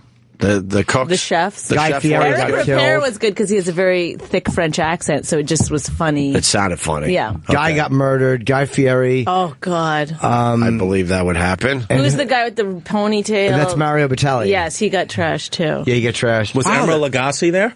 No. No, but Gilbert destroyed Mario Batali. Is that how you say his name? Batali? I think so. I don't know. He just kept doing, Mario Batali is so fat! And he did nothing but how fat Mario Batali was. Very funny.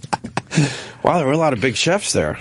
Yeah. Yeah, it really was. A lot of cooking stuff. And Bourdain was there. He liked your set, and then you guys just kind of started a little... Then his agent asked me to go for lunch and said, is it okay if Bourdain comes? I was like, yeah. And then I was nervous, but not as nervous as the other people working in that restaurant. Yeah. When they see him come in there, you can see it. Right.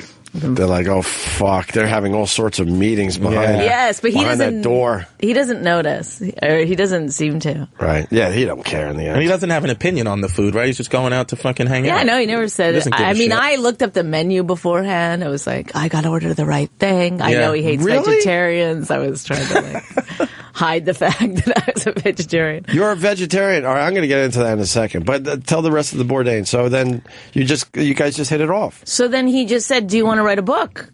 And I was like, yeah, I guess. And then I said I would, a book of essays. And he was like, no, just write about your life.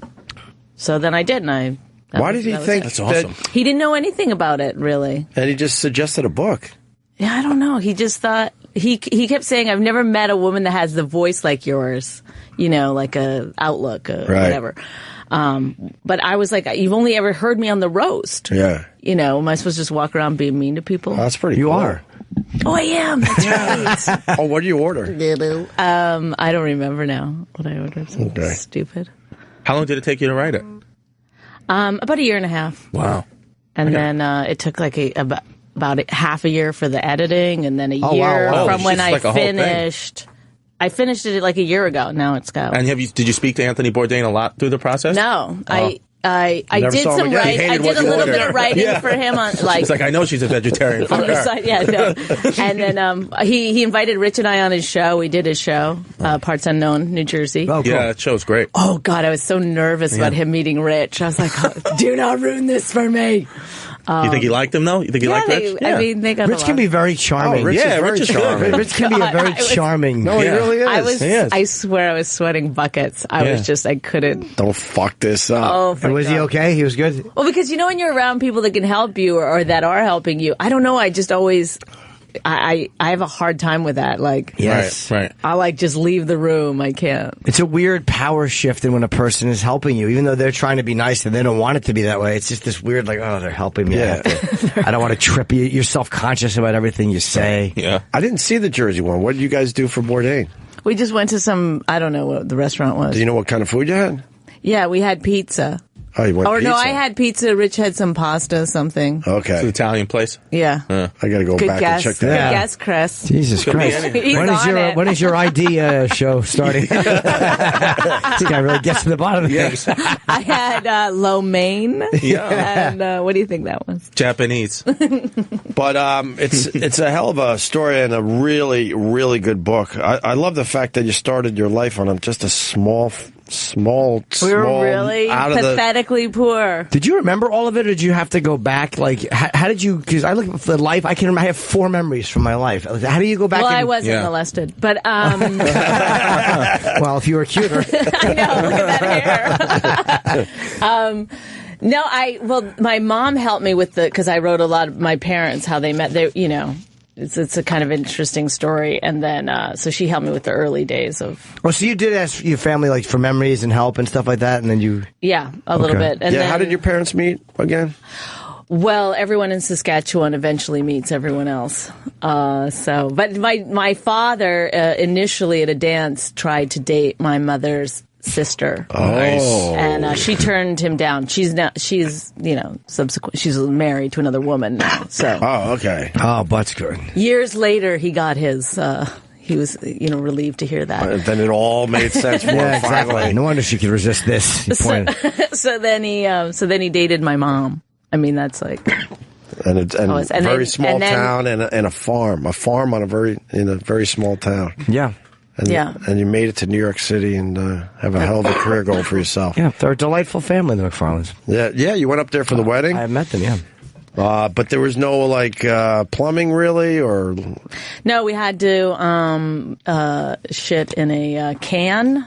I mean, it's like a big can, and it has a toilet seat thing on it. On a can? Yeah, I mean, like a big barrel can. You're not old enough for that to be telling that story. It is true. And then my dad would have to take it out. I know, I grew up in the 1800s. My grandma would tell that story. Yes. And if she was alive, she'd be 106 today. Well, what's funny is that I didn't tell people these stories for a long time. I was embarrassed about it. There was a lot of shame.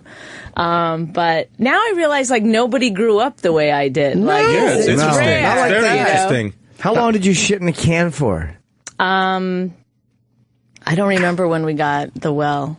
So yes, we're not talking to an 85-year-old woman. No. I know. I don't remember when we got the well. Who says a fairy tale? Right. So then we got a well, and but you still had to be very, very cautious about how much water you used, because if the well went dry, it took a long time to prime it and get it going again, and you'd get yelled at. But before the well, we'd melt snow on the stove. We had electricity.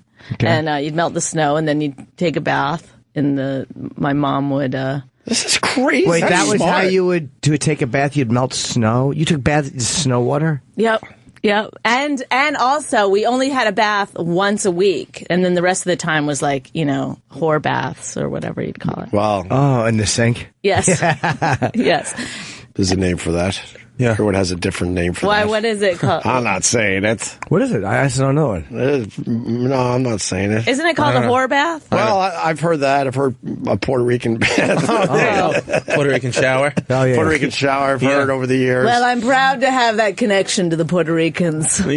Melting snow. That's amazing to me. the whole thing is amazing. And then, like, who took care of the shit bucket? And what'd you do in the summer? My dad would talk. Well, you'd go to the outhouse as much as possible, but at night it was cold and it was dark and stuff. So you would, but my dad then would take it out somewhere. I don't know where he took it. I didn't. My curiosity was never piqued enough to go find out where that shit pile. You never asked where you taking the shit bucket, so I don't play in that area. But I do remember my sister shat in the toilet or in the bathtub once, and it was such drama because now we had to start the process all over again, getting the snow. Did you at least have wood floors?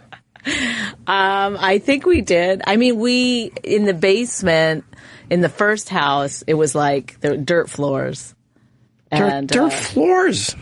Yeah, and then we had another house where the floor, there was a piece of the floor would be pulled up, like I can't explain it. So there was a rug over it, and then you take the rug off, and there was like a little handle, and you'd pull literally like this big square part out of the floor, and then there was stairs, and you go down there, and it was the. That was like from the Hateful Eight. Yeah. Oh, yeah. So I didn't see it. And then we would play down there. There was like carpet over dirt, and we would play down there with our dolls and stuff. Carpet over dirt? Yes. How was that in the winter? How cold was that downstairs? Oh, my God. I don't remember. I don't remember being cold. Actually, probably was pretty warm if it was underground. It probably wasn't that bad. But, we kept all our, like, is that where you kept canning and, my mom made, like, just an enormous amount of, like, pickles and canned everything. vegetables and even canned chicken, which is disgusting.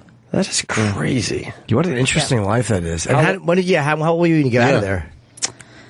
Well, so then we moved to this house, and then my dad got cancer, and we lost that farm and the house because my dad was like, Who took out the shit bucket during that time? Well, we had running water in that house. Oh, that's good. Yeah. So how old were you when you finally had running water? So that was when I was about 7 or 8. And then, but then we had to move again because my dad lost that farm. And we just kept, and there was a time you guys would kill your food, right? Yes, I on the next farm that we had, it was my job. So now I'm like, 9, 10, 11, and I don't know why you could volunteer for the job. It would be like you could either catch the chickens after their heads have come off because they would run around, or you could. When you let them just collapse, why do you have to catch the damn thing while it's running around without a head on it? Collect them. You gotta eat them. No, I know, but let them just fucking, collapse. Okay, so you didn't because that's really creepy. Now you're running after a chicken that has no head. Yes, you didn't really run after them, but you would have to go and get them wherever they landed. But they could go far, so it was like a pain in the ass. Look, I don't know how you do that. I don't know how you kill something. And then I don't know why how because you do it. And I know there's a lot of people that do that out there. We'll kill a chicken, no problem. I think it did something inside. Do you really? Yes. Because you get to, because I've been seeing a lot of, I don't know, movies about farming and all that shit lately, and it's always the family that kills their food, and it creeps me out because they always talk about how these animals are their pets for a while. And then now they're just basically killing their pet. I don't think so. I mean, any farm people that I've ever met, there's a very big distinction between your pets and we weren't allowed to name the animals that you were going to kill. The stuff I've been seeing, I saw Cowspiracy recently, and they go to this one farm, and they're talking about, like, they're naming some of the chickens and the pigs or whatever, and then next thing you know, they got to, kill them for their food. That's creepy to me. Yeah, well, we weren't allowed to name them. Okay. I was just looking as you're talking. I'm just looking like through her book. Yeah. And there's a part about doing your first Letterman. I'm like, I really want to read this. It's a very good. This is a very good book. Yeah. No joke. I mean, it's there is really jokes. No, there's a lot of jokes in it, but I mean, it's a great story because you started with nothing and really, really made something. I went from poor to broke. That's where I'm at. Right. Yeah. But it's a really. But what do you mean that killing chickens did something to you? Was it chickens you mostly had to kill? Yes, I mean I watched my dad kill cows. Kill cows? Yeah. How do you do it? Like shoot him in the head. Oh, wow. Oh, well, like that air gun from No Country for Old Men. You ever seen that? Yeah, no, I don't. Is that it was what, a or was it rifle. bullet? Oh, okay. Why did he kill the cows? Didn't to political butcher disagreement. them. Yes. No, he butchered his own. He They were butchered. going to vote for Trump. No. No, I understand all that, but usually it's somebody comes and takes your cows and go to the slaughterhouse. But he was butchering his own cows. Oh yeah, everyone did around there. What the fuck, really? Yeah, and then you'd go because the neighbor had the area of I don't know all the equipment to grind the beef and package it and stuff. So you know there would be like a cow hanging in our garage for 28 days. Did it ever go bad or no? I guess you No, you have to age it for 28 days. you don't just kill it and eat it? No, you got to like hang it. Why? I don't know. That's You just kill the it way, and then I don't hang it, know by all the the way. reasons why things. No, would but don't happen. flies land on it and stuff? Where do you cover it? I don't know. I don't remember. I don't think they were covered. They were in the garage. Was it in the winter? Winter, spring. Oh, yeah. wow. So you have memories of the cows just hanging in your garage for 28 days? Yes. That's and gotta then fuck- and I then could you would not go fucking deal and with then that. you would Fuck you go up. and you would have to like like they'd have like a saw or something and they would cut it up and And you used to watch that? yes and then well I'd have to help. You'd have to help wrap it or like grind it or whatever.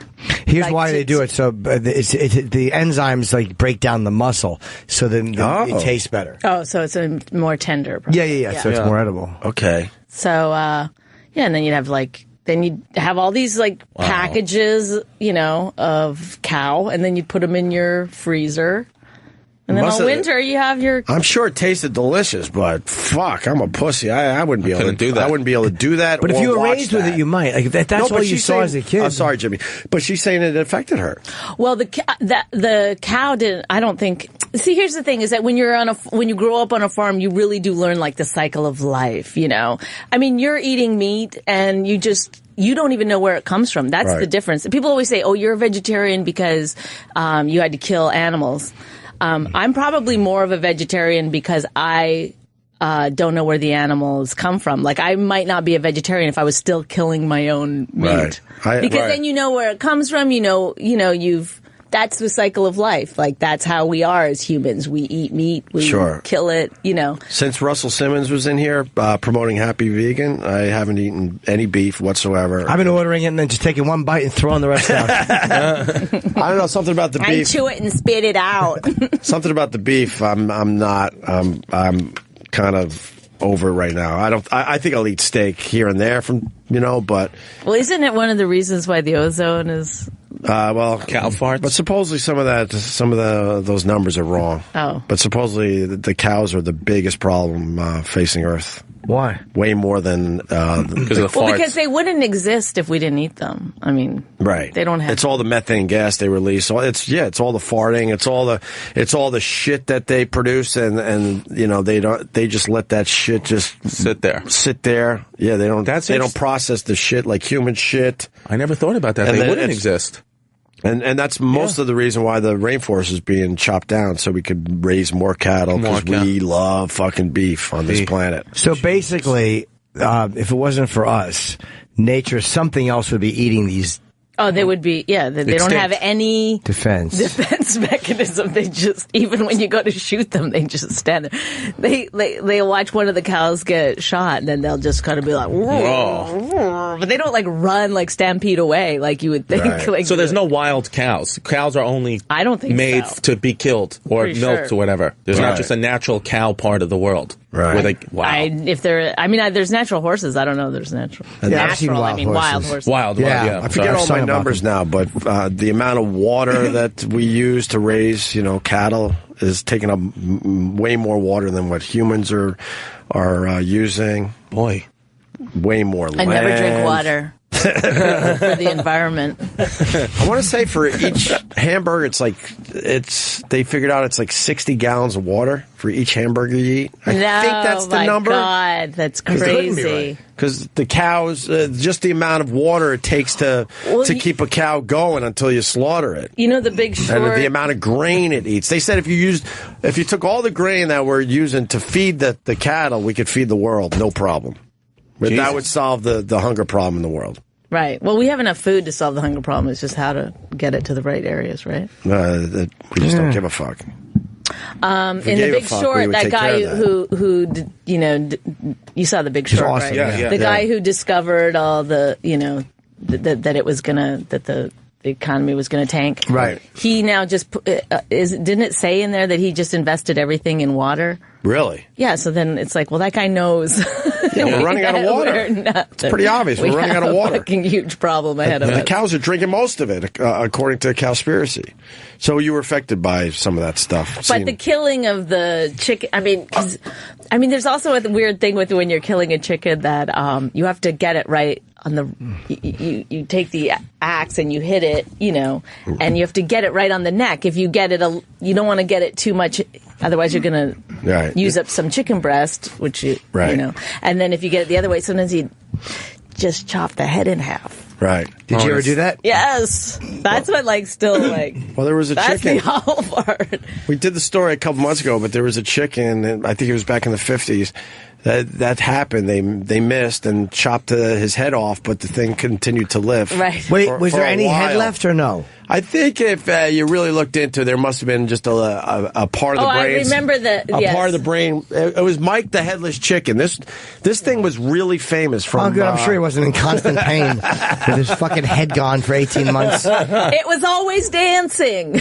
But this thing, this chicken traveled the world as part of one of those sideshows. Everybody wanted to see the Headless Chicken. How did he eat? March 1947 at a motel in Phoenix on a stopover while traveling back from tour. It died at a motel. Yeah, Mike started choking in the middle of the just night. like a comedian. Yeah. But what's the story behind Mike, the Headless Chicken? Wait, again? go back a little bit. They left their cleaning syringes at the sideshow the day before, so we're unable to save Mike. So they had left their feeding and cleaning syringes. Right, yeah, because they had to feed it through the... And clean it. Yeah, through the syringes and all that. Oh, but why did they just let it die? Because this thing made them a lot of money in the sideshow world. Mike's a goose. Despite Olson's failed attempt to behead Mike was still able to balance on a perch and walk clumsily. He attempted to preen, peck for food, and crow, though with limited success. His crowing consisted of a gurgling sound made in his throat. Just pain and agony. The thing was suffering, and this fucking shitty family brought him all over the place. Made a lot of money, paid a lot of bills. I think it lasted about 2 years without a head. The axe removed the bulk of the head, but missed the jugular vein, leaving one ear and most of the brain stem intact. There you go. Right, $47,000 a month it made. Good listener. Was it $47,000 a month? $4,500 per month, but $47,000 today. Oh, today. Yeah. There's your why, Jimmy. Yeah. There's your why. That's true. There's your why. 45 G's a month, I would keep a headless chicken around. Oh, my God. And tour with it. I know, I'm starting to, feel bad that I didn't... That's a lot of money. He was put on display to the public for an admission cost of 25 cents. At the height of his popularity, the chicken earned, $4,500 per month, which is $47,700 today. A month. That's pretty impressive. The Earth will never run out of water. That just came in from Chad in Minnesota. Yeah, Chad knows. He knows. Okay. So what are you going to do to promote this? Besides, you got an event tonight with Gaffigan at 7 p.m. It's at the Strand Bookstore in New York, here at 12th and Broadway. So get there early so you get a seat so you're not stuck far away. And then tomorrow night she's appearing in conversation with Emily Tarver at the World Bookstore in Jersey City. Sorry, this Thursday. This Thursday, 7:30 p.m. And, of course, Bonnie is very funny live, so it'll be a very entertaining chat. Very entertaining, very entertaining. But can you tell the story? Can you tell the surgery story again? That's not in the book. Why didn't you put it in the book? Because my family was going to read it, and first of all, it is tricky because my family doesn't like me, as you know. Yeah. So I'm always trying to get them to pay attention to yes, be nice. And so I did send the book. I was still worried that they were going to find things wrong with it. I didn't put them in it a lot because I was scared there would be, they're very private people, so I can see them being like, well, fine, talk about yourself, but you don't have to talk about me in the book. And then after I'd written the book, I thought, oh, now they're going to get mad that they aren't in it enough. Do you know what I mean? Right. Like, oh, you just leave us out. Okay, I guess it's all about you. Yes, you did it all yourself. Yeah, so I felt like but then I sent the book home to see what they would say. I was scared of their reaction. And my mom, who didn't finish the book yet, but she called me and she said, Bonnie, I've read a lot of books. I said, yeah, I know you've read a lot of books. She goes, and this one is not the worst one. Oh, so God. I said, we know why you're a comic. That's so funny. It's so in keeping with her. And I said, can I use that as a blurb? And she goes, oh, you know what I mean. But so far... why would she say it like that? That's an odd thing to say. Because she has a weird relationship with her parents. It's just... They don't really follow her career that much. I don't know. I mean, I think she really was trying to be nice. Right. That's her way. I do feel like writing the book, I let go of a lot of like weird shit that I had with them. But my one sister never commented at all on it. And my other sister read a little bit of it and then didn't have time. Are they jealous of your success? To finish? I have no idea. I don't know what... they're very successful in their own right. They're okay with their own lives. But I can't believe you didn't put the surgery story in there. I don't know. That shows how good this book is. You don't know? Can you tell? I don't know the surgery story. I'm sorry. When I was younger, I had to go get a lot of operations on my bladder, my kidneys, and it was during harvest season, so I had to go on a bus and go to Edmonton by myself and to get operations by myself. Tell them how old. I was 10. The first one I was 10. What the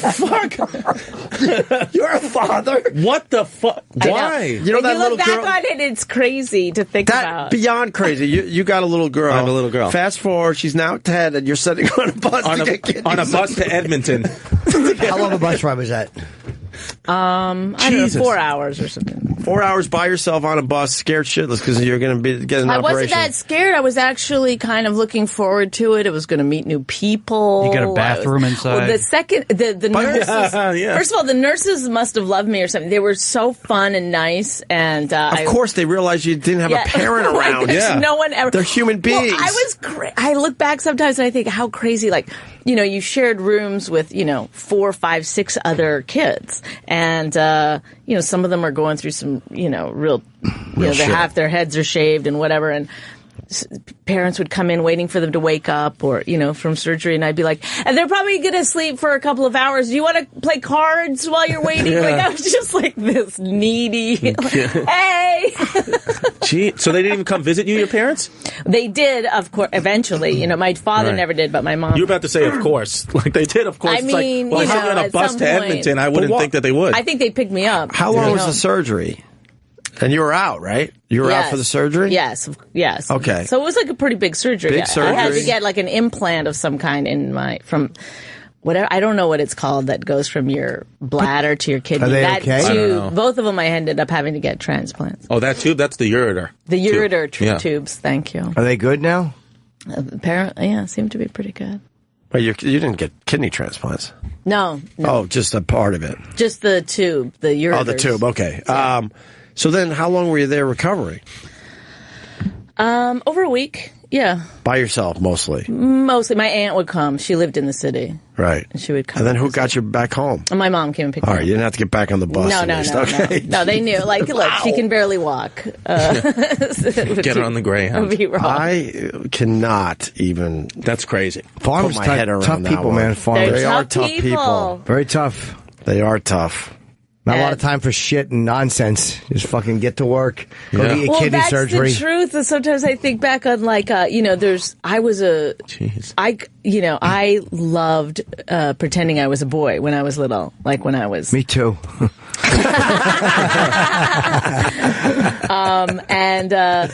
I would not wear a shirt a lot of times around the house, and I would identify, as they would say today, as a boy. Sure. And my hair was always cut very short, and they never, it just was like, whatever. You want short hair, have short hair. Nobody cared about it, So what, you just grew out of that stage? I just grew out of it. And, but it's weird because I think, like, if that was now, there would be, like, you'd go to therapy, they'd just, wringing their hands a lot, like, what are we going to do? Well, more accepting, actually, now. Well, if you didn't grow out of it, who knows what they were who knows? Right. I mean, I'm not saying people who are transgender from an early age shouldn't have parents pay attention to that and deal with it. I'm just saying it's just a interesting sort of thing that they didn't think twice about it. They did not. They were too busy harvesting. About how if I wanted to call myself Max or getting whatever. their cows to hang in the garage for 28 days. Yes. Did you call yourself Max? Was that your little boy name? I think I was trying to get everyone to. Why did you get over that?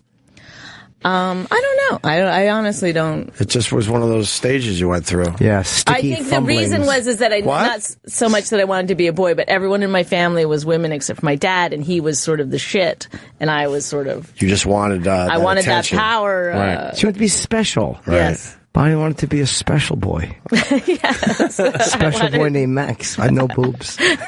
I'm one of 7. I did it differently. My dad loved the lima beans, so I decided one day I love lima beans. Yes. So Mom would bring it to the table like, "Here's your lima beans for Dad and you." Fucking hated lima beans, but it was my way of maybe bonding with. Yes. I look back now and it's kind of pathetic. Terrible. It's kind of pathetic. But you're one of 7. You're trying to get attention and like, wait, I know Dad loves these fucking things. Now I love them. At least you got it through healthy ways. That's true. At least lima beans are healthy. Beans are superfood. Sure. Oh, I hate it. And then I was glad I could move on from that stage. I did the same thing with liver. My dad loved liver, and no one else in the family liked liver. So I was going to be the one to like all. Yeah. And I remember when I'd come in and I'd smell that liver, and I'd just be like, "Oh, good, liver, Yay, liver, yay!" Stupid parents. Just wake up and look around and fucking pay attention to your kids, so we don't have to do these shitty things that we don't want to do. But is it any wonder? I mean, it's so easy, to get. I'm in the middle of watching Spotlight. Why would you stop it? Well, because I wanted to. That was a really good movie. That was a good movie. Really good. I had to leave yesterday before it was done. I didn't have time. Yeah, that was a good one. What else about the book? Give us a little more. And then I don't just talk about the farm. I mean, that's like a couple chapters, and then. When did you leave? When did I leave? The farm, yeah. Oh, I was 18, and I moved around a bit, and I eventually ended up in Vancouver. And that's I did go to college a little bit, and then I got into advertising. I wanted to write advertising, so then I worked at an advertising agency, and then I was freelancing, and I wrote weird stuff like, I remember writing this most boring. I kept falling asleep doing it. It was safety equipment for kayaking. Oh, so I wrote like flyers like that. Ooh, sounds good. Menu items, and try to come up with clever. Did you see Crazy People with Dudley Moore and Daryl Hannah and try to do it like that? Yes. Did you ever see that one? I'll be honest. Yeah, honest. Volvo, it's boxy but good. Yeah. How do you know that? That's amazing to me. How'd you pull that one out of your ass today? I don't know, for the same reason, because all the space that people save for intimate relationships and warm interactions, I fill with movie quotes. But it's like an obscure movie that I've never seen. I've never seen it. That's impressive. Anyway.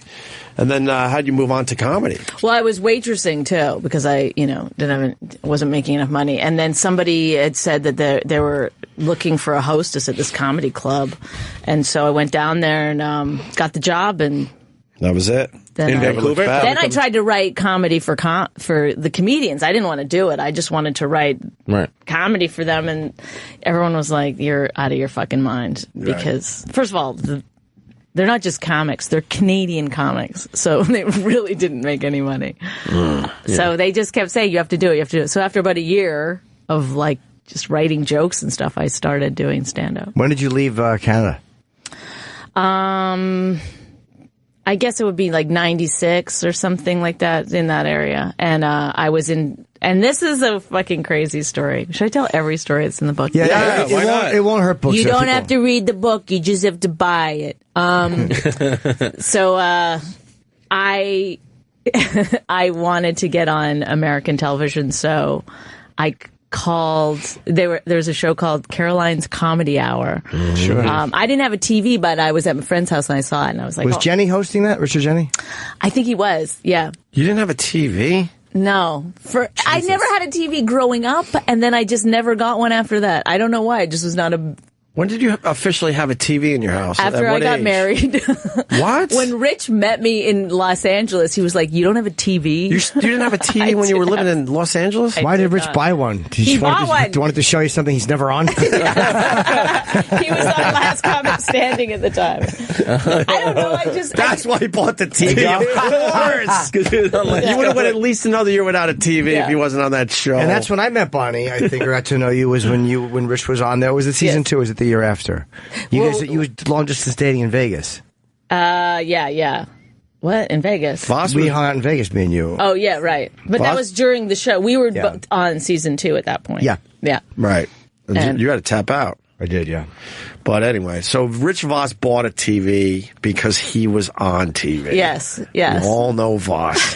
He wasn't being nice. Anyway. So then I just called Caroline's, the club, and I was like, who books the TV show? And somehow I got through to Joe Falzarano, or whatever his name is, that booked the show. And he said, so we chatted for a little bit. He was sort of incredulous that I had called him. Yeah. And he said, okay, I have some workmen in my office. They're fixing the ceiling. If you can make them laugh, I'll put you on the show. Really? So I just started doing some stand-up. He put me on speaker. I had my notebook. I was going through it. And I remember not being worried about it. I was like, this is how it works. I knew this was going to be how it worked. Yeah. And then he goes, okay, yeah, you can do the show. Well, first he asked me if I was cute. And of course. then what'd you say? I don't remember what I said. But I think I said something like, I don't have a full-length mirror. I made some joke about it. As you were Max. I was being Max at that point, obviously. When I'm funny, it's all Max.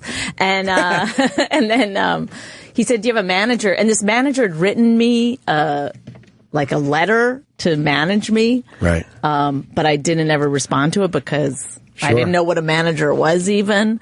And he'd seen, I'd won this contest in Canada, funniest new comic in Canada contest, and he'd seen that or something, so he'd written me this letter to manage me. So I just said that guy's name, and Joe Falzarano was like, oh, I know him. It's I'll we'll work it out. Yeah. And I went to New York. Did the guy manage you? Yes, he did for a while. And I never met him. I talked to him on the phone. And you never met your manager? I never met him. Well, until I went to New York and I stayed at his place. But he put his fiance on the phone, and she was like, he's a pretty good guy. And I was like, good enough. Good enough. Is he still a manager? Yes, he's a big manager. But we did have a falling out. Okay. Oh. Yeah. Is it No, it's not Barry. Okay. God. Good old. But he manages some big people. And that's how it. Oh, I think I know. That's amazing. Yeah. You're brave enough to leave. No one really leaves from your area, right? Yeah, I mean, people, comedians would always be like, it's impossible. Or, there was tales of comedians that had gone to L.A. for, a couple months and come back. It's Canadian. still hard. Right. But no, you made it work. Yeah. The book is really good. Yeah, I really want to read it. I'm seriously going to read it. Yeah. I haven't read the whole thing. I really thought the surgery story. I'm amazed that's not in there. No, because I felt like it was going to cause a can't worry about real that. family. Fuck it. Too bad. And it's still a good book. There's other crazy. There's another story in there that I was so worried that my mom would be upset about. Which one? I don't want to say. It's like really. What is it? What's the She's reading the book. What? Give us the topic. She's reading the book. She's going to get to it. Well, I had sex against my will right. in the book, and then I got pregnant. Right. You had sex against your will? Yes. Oh, my God. Yeah, it's like, it's funny. And oh my God. You got raped? Funny. Yes. Yes. You didn't know that? No. Oh, yeah. Well, I didn't know it until years later. You thought it was just the way things worked? Yes, I didn't realize. Is that how you lost your virginity? Yes. Oh, yeah. my God. Yeah, I was 17. And who was the guy? What relationship, if you don't want to say his He name? was, he actually was an ex-boyfriend of my oldest sister. But he's just a guy that was at a party. Mm-hmm. And what, did he get you drunk, or did he drug you? Yes, I was super drunk, and it was just one of those. So he raped you and got you pregnant? That was your first sexual experience? Yes. Yes. Wow. Yeah. That's awful. Did he ever get penalized for that? No, I doubt. He. What made you realize years later that it was actually rape? Well, I had to go before. This is so great. So you could get an abortion in Canada at the time. You had to. So my mom and I drove to the States, and I think it was like North Dakota or something. And they before you could go in and get it, you had to go to a counseling session. Right. And the woman, who was so kind and nice, I remember, because I still was like, so like, oh God, like I'm so embarrassed. I got drunk and, you know, I mean, I remember before it happened, like guzzling, like as a joke, like guzzling this whole bottle, like, and everyone was laughing because I had, you know, just being an asshole, just being an idiot. And then being 17 and then having this thing happen and just being like, oh God, like, then nobody ever said like, it's not your fault or, you know, it was like, oh, it was all just like, drunk? How are we going to, now how do we fix this? Right. You know? Were you both drunk or did he like force you? Oh no, it was forceful. Oh, it was wow. not, it was not, Oh, fuck. no, it hurt. That's why I was like, please fucking stop. So then, this woman, she was like, she goes, can you just tell me what happened? So I was telling her and I was like, oh, I was drunk and like, you know, and, she goes, you know, it's not your fault. And I was like, well, what? Like, it was so crazy that she was saying that. And then she said, she goes, you know, that's rape. And I was like, oh, brother. I remember just like writing her off as some crazy lady. Right. Until years later thinking like, oh my God, like that was. Yeah. You were like defending, I get in your head. It was like self-defense by you. Like your defense mechanism clicked in. You're like, I didn't get raped, and boom, shut it down. I think because I knew the guy, like, to me. Yeah, but what was the thought years later? We went, holy shit, of course it was rape. I You don't were know, saying just no like at the time? just like or? other people telling their stories and me being like, oh God, that's awful. And then realizing like, oh, that's awful. That's like a very similar story that I have. That How old was he? The guy? Yeah. So he was probably about 20, 21 maybe. Yeah. Wow. At least your mom drove you to that appointment instead of putting you on a bus. No, there was talk about me flying myself. Flying yourself? Yeah, and I'd never been on a plane before. And I said to them, I can't do it. I cannot do it. I can't do it by myself. So she took you. She drove me. She was not happy about it. How long of a ride was it?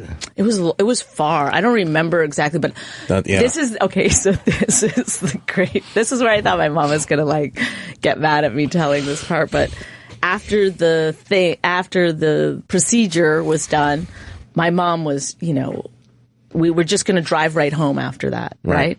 And my mom was white as a sheet. She was just, you know, it was a lot for her, and it was less traumatic for me for whatever reason. I was just happy it was done and then I could go home. And so I drove the whole way home. Jesus Christ. And my mom. And so I was like writing these stories in my head, and I guess I must have been like a little bit like, you know, laughing to myself just like, I don't know, it sounds crazy. Sure. And my mom goes, what are you thinking about? And I go, oh, I'm just writing funny stories in my head. And she was like, she thought it was the devil. Like, the look she gave me was like, how can this not be affecting you? Well, that was your defense mechanism. It was a Yeah, just so that I didn't have to like deal with it. You were blocking it out. How long were you in the clinic for? Like, it's in and out like in a couple hours, or? Yeah, it was probably like, the whole thing probably took 4 hours. Oh. Right. So they give you something that I don't know what it does, and it's painful. And this wasn't a pill. They actually had to like. Yeah, no, they went in and oh my God, vacuumed. Oof. Yeah, but the doctors were really nice. Everyone was really nice, and Where in the States was it? what's that? She thinks there was North Dakota. I think it was, I have it in the book. She's not I don't even remember. sure. Now. When and But I looked at. I you asked just my drove mom down. or something. right From okay. And your dad, did your dad ever even know about it? Oh yeah, my dad knew about it. My dad was actually not because he got my mom pregnant, and then they ended up getting married when they were. Right. So he did when he found out, he hugged me and said, "You're not the first person it ever happened to." Oh wow! But they didn't want me to get an abortion. You know, Oh, they they really tried to talk me out of it. And I Talking just about was the pregnant part, not the rape part. Not the rape like, part. Yeah. And they took it. Yeah. No, I don't think anyone ever. That was just not a thing that ever. Man, They told me not to tell anyone. That you had gotten pregnant. Yeah, I was really, you know, and I didn't even tell my oldest sister until she probably just found out from the book. Was there going through customs? What did you say? I don't remember. I don't remember at all what going through customs. I'm sure we just drove. My mom probably said we're going shopping or something. Yeah. But I had money because I had a cow. Right. growing up that I had an ice cream business. So I had all this money in the bank that I used.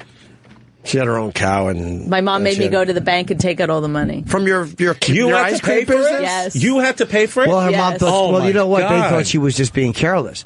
They had no idea you were raped. They thought, oh, she's behaving careless. Let her pay for it. Her mistake. That's still if she's insisting awful. on doing this thing we don't want her to do. Yes. She's 17, though. Right. But I'm just saying, that's the farmers are tough. They are tough. That's You what we're fucked learning. up. You paid for it. I guess. Drive home from the abortion. Mother's not feeling well. Mother's gonna look out the window while you write funny stories. I will just say this: somebody read this part of the book, and they said to it was Christine, Big J's girlfriend, and she Big J told me this, that she'd said, "Oh my God, Bonnie was raped," and he goes, "Oh my God," and she goes, "No, it's really funny." You made it funny. I mean, it's not You like found the humor in super the- in a heavy. pretty- Yeah. That's amazing. Intense damn. topic. Yeah. Well, we could go on and on, man. The book is going to do very well. Did you ever see that guy again? I saw him once at a bar, and he said to me, "Hey, that night was the best night I ever had." Oh God! So wait, did he not even realize what he had? Like, meaning, did he not even consider it a rape? I don't think he did. My friends were there. They heard me crying and screaming, and later they told me, you were, because I was a virgin older than everyone. I mean, everyone just had sex really early where I grew up, and they were like, we just thought it was time. They just thought, it's painful, but it's time you went through it. Did they know you were being forced, or they thought you were just screaming because it was uncomfortable? They had to have. I mean, there's some strange people in your life growing up. It's time to get raped. Yeah, you know what? We understood it was happening, but we figured, get it over with. Well, isn't it better to get raped when you're 17 than when you're 21? I mean, I don't know. Easy. Well, we got to take a break. You're hanging for the rest of the show, right? Or you got? Sure, yeah. Or are you busy with this book tour of yours? I don't know. I'm good. Did she do good? She did great. She did great. I'm not used to having Bonnie with people. Is that your publicist? You got people with you. Hi, you work for the book company? I do. Oh, nice to meet you. Did we sell the book properly, ma'am? Excellent job. Oh, thank you. It's great. Thank you very much. Thank you. It's Bonnie McFarlane, You're Better Than Me, a memoir. I really want to read this. With a forward by Anthony Bourdain. I'm going to download it today on Audible. I'm 100% I can finally get it on Audible, right? Today? Yeah, I think so, yeah. I'll look right now. I started it, and then I thought it was a galley copy. Like, I'll wait till it's done. I didn't realize that the finished product was done a year before, so I wanted to read the final. Yeah. There was a galley copy with I just didn't realize that was the final copy. And the book signings and 7 p.m. tonight. Yeah, thanks, Jimmy. At the Strand Bookstore with Jim Gaffigan, which should be very funny because Gaffigan's fucking hilarious, and them together will be really, really good. And Thursday night, she'll be in conversation. They put that in quotes appropriately because it's a revolting way to put it. Hi, I'm in conversation with actress Emily Tarver, World Who's Bookstore. really funny. She's really funny. Who is she? Thursday at 7:30 at World Bookstore in Jersey City. Who is Emily Tarver? Well, she's Pete Lee's girlfriend. Oh, that's Pete how Lee. that's how I met her. And but she's also on. She's Donnie, in the movie Sisters. Is Pete a stand-up? Yeah. Pete Lee's a stand-up funny guy. Okay. Yeah, and she's really funny. She's just a funny person. Yeah, she's cool. And she's like an actress. She's in a bunch of. She's in Orange Is the New Black. Oh, okay. And she's co-lead in that show, Donnie, on USA. Oh, right. Yeah. Yeah. Very cool. Yeah. All right, we're going to take a break. Chris Distefano also here Thursday through Saturday, comics at Mohegan Sun. The next weekend, Bananas in Hasbrook Heights, New Jersey. Yes. Oh, you're going to be at the Stress Factory soon, right, Barney? Yeah, the first weekend in March, I'm at the Stress Factory. If you want to come see sell me books live, there. I'm going to do a book signing there. I think That's after. awesome. Yeah, you should. Yeah. And then Jimmy's, wow. Oh, you're taking this week off, this weekend Because off. Black Sabbath's in town, so I had gigs that I moved. At the Garden, right? 2 nights. Black Sabbath? Oh my God, that's hilarious. Yeah.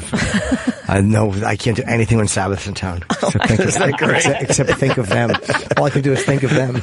All your energy has to go toward Ozzy. Yes, you do. You just don't know it. War Pigs. Oh, War Pigs. Yeah. Paranoid. That's our wedding song. I'll be in Red Bank the 3rd. I'll be in Montclair the 5th. Long Island is sold out. And then 10, 11, 12. Indianapolis, the Egyptian Room. Cleveland the next night at the Hard Rock, which is almost sold out. And then Grand Rapids, Michigan, the Fountain Street Church. That may be part of a festival. Go to JimNorton.com. I have 25 dates left. Great. On the way, Lita Ford also has a book, Bonnie, but I won't do as good of a job. I promise you that. I promise. I'll be lackluster, especially if you're still here. Now, Lita Ford has a pretty good book out as well. She's telling some stories in there. Wow. She certainly is. She's very nice, too. I met her at the, we roasted, I think, Dee Snider together, and she was very, very nice. So she's coming up in, I don't know, about a half hour or so. More with Bonnie McFarlane and Chris Distefano. You stay there. We're back. Bonnie McFarlane in studio. Big day for her.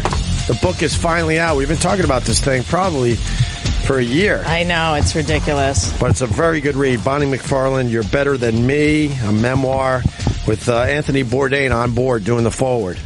It really helps you out with the whole thing. We also got Chris Distefano in studio. Yep, I'm eating a muffin. You're eating a muffin? Yeah, that's what I got. I meant to ask you, do you know what's going on with the Knicks and the tweet? No, what happened? Kurt Rambis favorited some tweet of a girl playing with a pussy, I guess. Kurt Rambis? But now, let me tell you something. But now he's trying to say that his Twitter account was hacked. Why can't he just like that? That seems a bit suspicious. This couldn't come at a more perfect time. I was at the game yesterday. You're still fooling around with that mic. Yeah, it's fucking annoying. What is the problem with it today? It's just shit. I'm just trying to fix it. Yeah. The wire is getting in my way. Okay, there you go. What do you mean? I was at the game yesterday, and the Knicks were getting blown out, and I was sitting with my girlfriend, and we both noticed. Right behind Walt Frazier, I noticed. Right behind Walt Frazier. You're getting the good seats at the Garden. Getting the good seats. How are you getting those over and over again? I don't know. I know a guy at one of the head guys over there. Yeah. So he, from Bender's that they used to hook us up with Ranger tickets, and then he was like, "Oh, I know you like basketball," so nice. he gives me these good seats. But Rambis kept looking into the crowd. He wasn't paying attention to the game. He just kept looking in because all those models go to those games and sit in the front row. Right. And there was a group of models, like James Dolan always brings this hook up with this modeling agency, and he kept looking at those models, and we were both like, "Your team is getting fucking smoked. You're just looking at these chicks." Why does Dolan bring models to the game? Dude, when you go sit and it's models that are on their phone. I took so many pictures of this one woman who was on her phone for literally the entire game, 45 out of the 48 minutes. I was like, why are you sitting in front row seats? Give it to some fucking kid who actually cares. Is he paying models just to be there to look all beautiful and shit? I would imagine. Or they're just perks of it. Yesterday at the game, Dustin Hoffman was there. All these big people are there yesterday. Right. I would have walked up and said, "You were great in Tootsie." Yeah. So what's the deal with Kurt Rambis? I don't know. Maybe he's his fucking sex addict. He liked a masturbation photo on Twitter, but now they're saying his account was hacked. I don't think Is that how the story goes, Eric? That's the story. He was looking and it accidentally. Do we have a clip of this? There's a story about it, but there's no... The New York Knicks have gone from one horny coach to another. Interim head coach Kurt Rambis showed he needs some help using Twitter over the weekend as he allegedly liked a very graphic, pornographic tweet of a woman masturbating. Rambis, who has nearly 44,000 followers on Twitter, allegedly clicked like on the image posted by an account called... Fuck? I know.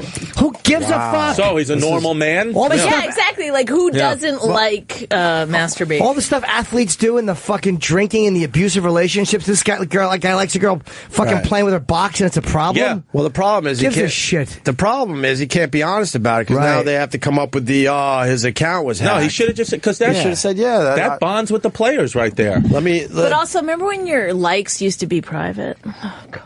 Yeah. Were they? Were they? Yeah, maybe you had to figure, now it's like you can see what you're liking so easily. Push play. I want to hear how this plays out. At I Like to Touch, a Knicks official says the coach's account was hacked or spammed. Rambis, who has been married to his wife Linda since 1985, also follows at Great Ass Daily on Twitter. Yes. Yeah, he's crazy. Like looking at a nice ass and watching a girl play with herself. But also, doesn't he get any credit for being married since 1985? And you could be happily married and be looking at this shit on Twitter. They're hinting that that's bad because he's married? Then again, is anybody going after, like the Daily News mentioned, that's not a story. No. The Nick coach liking a girl masturbating is not a story. No. And you wonder why people hate the press. Yeah. I think I also like Ask Daily. It's That's a a good very, one. very fine Twitter account, I must say. I think they're only making this a story because the Knicks coach was fired and there was a story about him hitting on girlfriends of players. Right. Oh, God. It's just a team image he's never thing. going to get a job coaching again. I think the story started with them saying they went from one horny coach to another. Yeah. To So another, funny. which is stupid, too. Keep Head going. coach This for the story Knicks is on now just February 9th. Oh, wait, sorry. I'm trying After to the take team, it back. I can't. Linda since 1985 also follows at Great Ass Daily on Great Twitter. Ass Daily. Rambis Yeah, try became that head one. coach for the Knicks on February 9th after the team fired Derek Fisher, who is also no stranger to controversy. Fisher was This is a involved in a messy controversy. Why is this controversy? It's the only thing they're talking about. We're all going to make believe we don't check this shit out, almost Yeah. every single person? I mean, what else? Including probably the guy that's reading the story? Yeah. I say probably because I don't know. Yeah. But odds are? Odds are 100. Yeah. All right. Push play. Angle with the estranged wife of NBA player Matt Barnes, which involved a physical altercation between the two men in October. That's another non-story today. Stupid. And then they had to spin and say that his Twitter account was hacked or some kind of spam. I know, but that's like... But you have to do that, unfortunately. Who's hacking into your Twitter account to do one like? I don't believe that his Twitter account got hacked, but that's what they're saying happened. And if you hacked into the account, it would be they would retweet a bunch of them, not just one, or like a bunch of them, or do a bunch of crazy shit. You're not just going to do one. Is this the picture he liked? Yes. Well, all right. That is disgusting. Absolutely. He should be fired. Well, hello there, young lady. It's not even in her asshole. It's sexist. It's racist. It's transphobic. ageist. I don't know. Yeah, transphobic. It's awful. Man, that's what a horrible human. That's quite a reach she has. Oh yeah. That's look at that. That's wonderful. Oh God. I'm glad she did it in front of a mirror because I didn't know what was going on back there. I thought she was just pulling some toilet paper out, but no. Yeah, you don't really need the mirror. I get it without the mirror, but I'm kind of happy the mirror's back there. That's whatever. We're losing our minds. This is what coach the Knicks. Huh? I mean, this is how bad the Knicks are. This is the only thing that they can talk about is their. And it says, Deadspin saying, Knicks deny. What's that line again? Knicks deny that Kurt Rambis was horny online. Is that even being horny online? No, that's just being online. You're online. You're online. I mean, you know, you're on. Oh, if you're saying that's a given. If you're online, you're Yeah, horny. of course. Well, no, you're going to look at this shit. I mean, how can you not? If you're online for more than 5 minutes, you're going to look at some type of porn thing. Sure. Or something's going to pop up an ad, and you're going to click it. Right. Yeah, I mean, if you're just looking at your own timeline, there's somebody favoriting something pretty outrageous. Yeah, come on. That's when I get surprised. I'm like, wow. Yeah. I think I got to really think this over if I should be following this person. Bullshit. It is. They were going nuts for yesterday at the game for the new guy, Jimmer Fredette. The Mormon, white guy, right? Another white guy. Porzingis and Jimmer. Got a couple white guys on the Knicks. The white dudes, that's why you know they're in last place. Fuck the Knicks.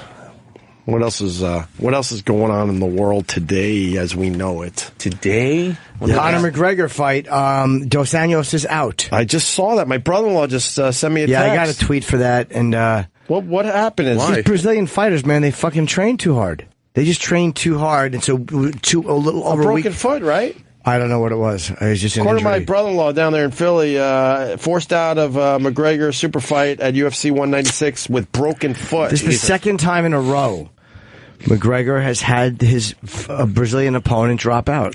I'm not saying that there's a... You can't fight with a broken foot? That really is annoying and weak. I agree with you 100%. I mean, a broken hand I can see, but a broken foot? And Bonnie actually means this. She's not even going for the joke. She had to be put on a bus by herself at 10 for a kidney operation. So 100%. I would like to laugh at that, but I think this is coming from a real place. She used to walk around with a cow vagina in her purse. And then the only... That was my purse. Jesus. Although that could be taken as some funny humor there, Bonnie. I think you meant it. 100%. Well, wait, I don't know. Driving is this home from your own boxing or what is Yeah, it? and the only reason she got a ride was because it wasn't harvest season. This girl is tough. How tough is she? Well, Bonnie's tough. Well, UFC is they kick. Yeah, they do everything. Okay, well then Kick, maybe choke, punch, stomp. Yeah. Okay, so I still maybe a think the broken foot stomp would- is one of the worst things that you could see in UFC. It hurts. Out of everything, even over the elbow fucking punch. The foot stomp is brutal. But you do hear about these gymnasts. They're 13 and they break their foot and they still, compete. Are you talking about little? I'm just saying. Kerry Strug. There's lots of She was the stories one, right? about it. Had a torn ligament or something, and she still vaulted. It's a torn ligament. She had her head almost cut off with an axe, and she died with her feeding tube didn't work. Like if you're a true athlete, and then the coach carried her off the. It's mind over matter. I don't know. Yeah. Your body doesn't stop you. Your mind does. Such wisdom. Thank you. That's a CrossFit thing. Very good. That's you do CrossFit? Yes. God, I'm gross. Crazy. I like some of the exercises, but I don't like the whole you have to wait for everybody. Who was telling us? Was it you? Yeah, where you have to go around in a circle and introduce yourself. No, God, no. This, you have to socialize a little too much. I just want to work out. Come on, let's go. I don't want people rooting for me. No, that's the worst part. But that makes you go harder because you don't want to be the last one. Or having to train and correct your partner, when the coach would be like, "Chris, tell me what he's doing wrong." I'm like, I don't want to do that. Oh no, we don't have it like that. I want to be left alone when I work out. Me and my fucking trainer. Go away. Yeah. Stop rooting for each other. Come on, let's get up there. Get over that hurdle. And it's $250 a month. At least in Brooklyn it is. It's ridiculous. Well, I do it in New Jersey, so we're all a little bit mean to each other. You know what I mean? We don't have that. What kind of? It's not like an acting class where you're like, you're doing great. Are you taking sledgehammers to truck tires? Is that CrossFit? No. No, it's Rocky 3. No, well, they got the fucking... He knows. Yeah. I thought that was CrossFit. No. What's CrossFit then? I thought it was some of those unconventional... It's a lot of squats and deadlifts and... Snatches. Oh, my God. Snatches. Wait, now we're talking. Yeah. Loads of snatches. Oh, I'd like to help you out with your snatch. Load in my snatch. Well, here's what I like about it. I know it sounds gross, but it's that you go in and somebody else has already figured out your workout for you. Well, that's like getting a trainer. That's a trainer, So, I mean, then you just do it and you go home. And have you gotten injured yet? Because they say everybody gets injured if you do it for at least a year. I don't try. No. No, I've not gotten injured. I do CrossFit sit-ups once in a while. My trainer will have me do them, but this whole team thing and run and you can do it drive me nuts. Yeah. God, I would hate it. Was all so that. annoying. Because it left to my own thing, I just would jog. Would jog. I'll jog for an hour. But just get a trainer then, Bonnie. I know. They'll get you. They'll take you through all this stuff. Well, I can't afford a trainer. And they'll mix it. If you're paying for CrossFit, you can afford a trainer, I think. No? I saw footage of the world's strongest man doing some CrossFit when he was lifting the weights. Did we watch that here on the show? I don't think so. It was, I forget his name, he's 6'8". And they was doing, he's a big kid. The strongest man. We did watch. Trophy Kids guy was in. That's when we watched it. Right, Brian Shaw. Yeah. I was just watching him. I didn't realize everybody did it. Yeah. He's a 2-time world's strongest man. I guess they all lift weights. Look how that big guy? that guy is. Yeah. He's a mountain. Yeah. That's crazy. And they just lift weights over their head for a certain amount of time. Right. I don't know how long you do it for. It just seems like a lot of cardio. They all have their cameras up, so this is going to be pretty impressive. Yeah, you lift it up over your head, then you come down and touch. Look at, and it seems like an exhausting exercise. I've been there. Yesterday I had to do 65 handstand push-ups. I could never do lot. that. In a row? Well, you do them... So you could do a handstand push-up? Yeah. Wow, that's impressive. I couldn't when I got there. All right. You couldn't even do one, and now you can do 65? I couldn't even do a push-up, like a regular push-up. And now how many regular push-ups could you bang out? 2. I don't know, I mean... 2. 2. The thing is, you don't have to do them all at once. You do 5 at a time. Circuits. Yeah. Yeah. We got a rancher, or a ranger. He wants in on that whole cowspiracy thing that I brought up. I knew it would get the people talking. What?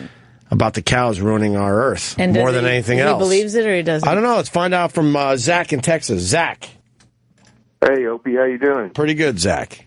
Well, yeah, I haven't seen the documentary, but I just wanted to ask you, you know, people, they go into these documentaries, do you think they go in completely unbiased? Of course not. No, of course not. Everyone has their own angle or slant on things. Yes. Okay. Yeah. That's why I acknowledge that a lot of people are saying the numbers from Cowspiracy aren't accurate. And then someone turned me on to, I haven't done it yet, to be honest, but some of the guys were on Joe Rogan's podcast, and they're like, you really got to listen to that because Joe Rogan challenges them on some of the facts from the movie. But I think everyone has an angle in their documentaries.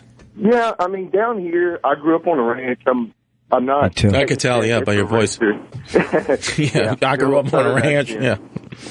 But I mean, it's hard, and you know what Bonnie was talking about. I definitely haven't experienced, that kind of butchering your own cattle and taking a crap in the outhouse type of deal. But my father and his grandmother, and they kind of did that, and he tells me, it used to be a lot different. But here, like down here, I work on a ranch, and I'm sorry, I'm a little bit nervous. So, but come on, you're doing great. You're among friends, Ricky. But I just wanted to ask you.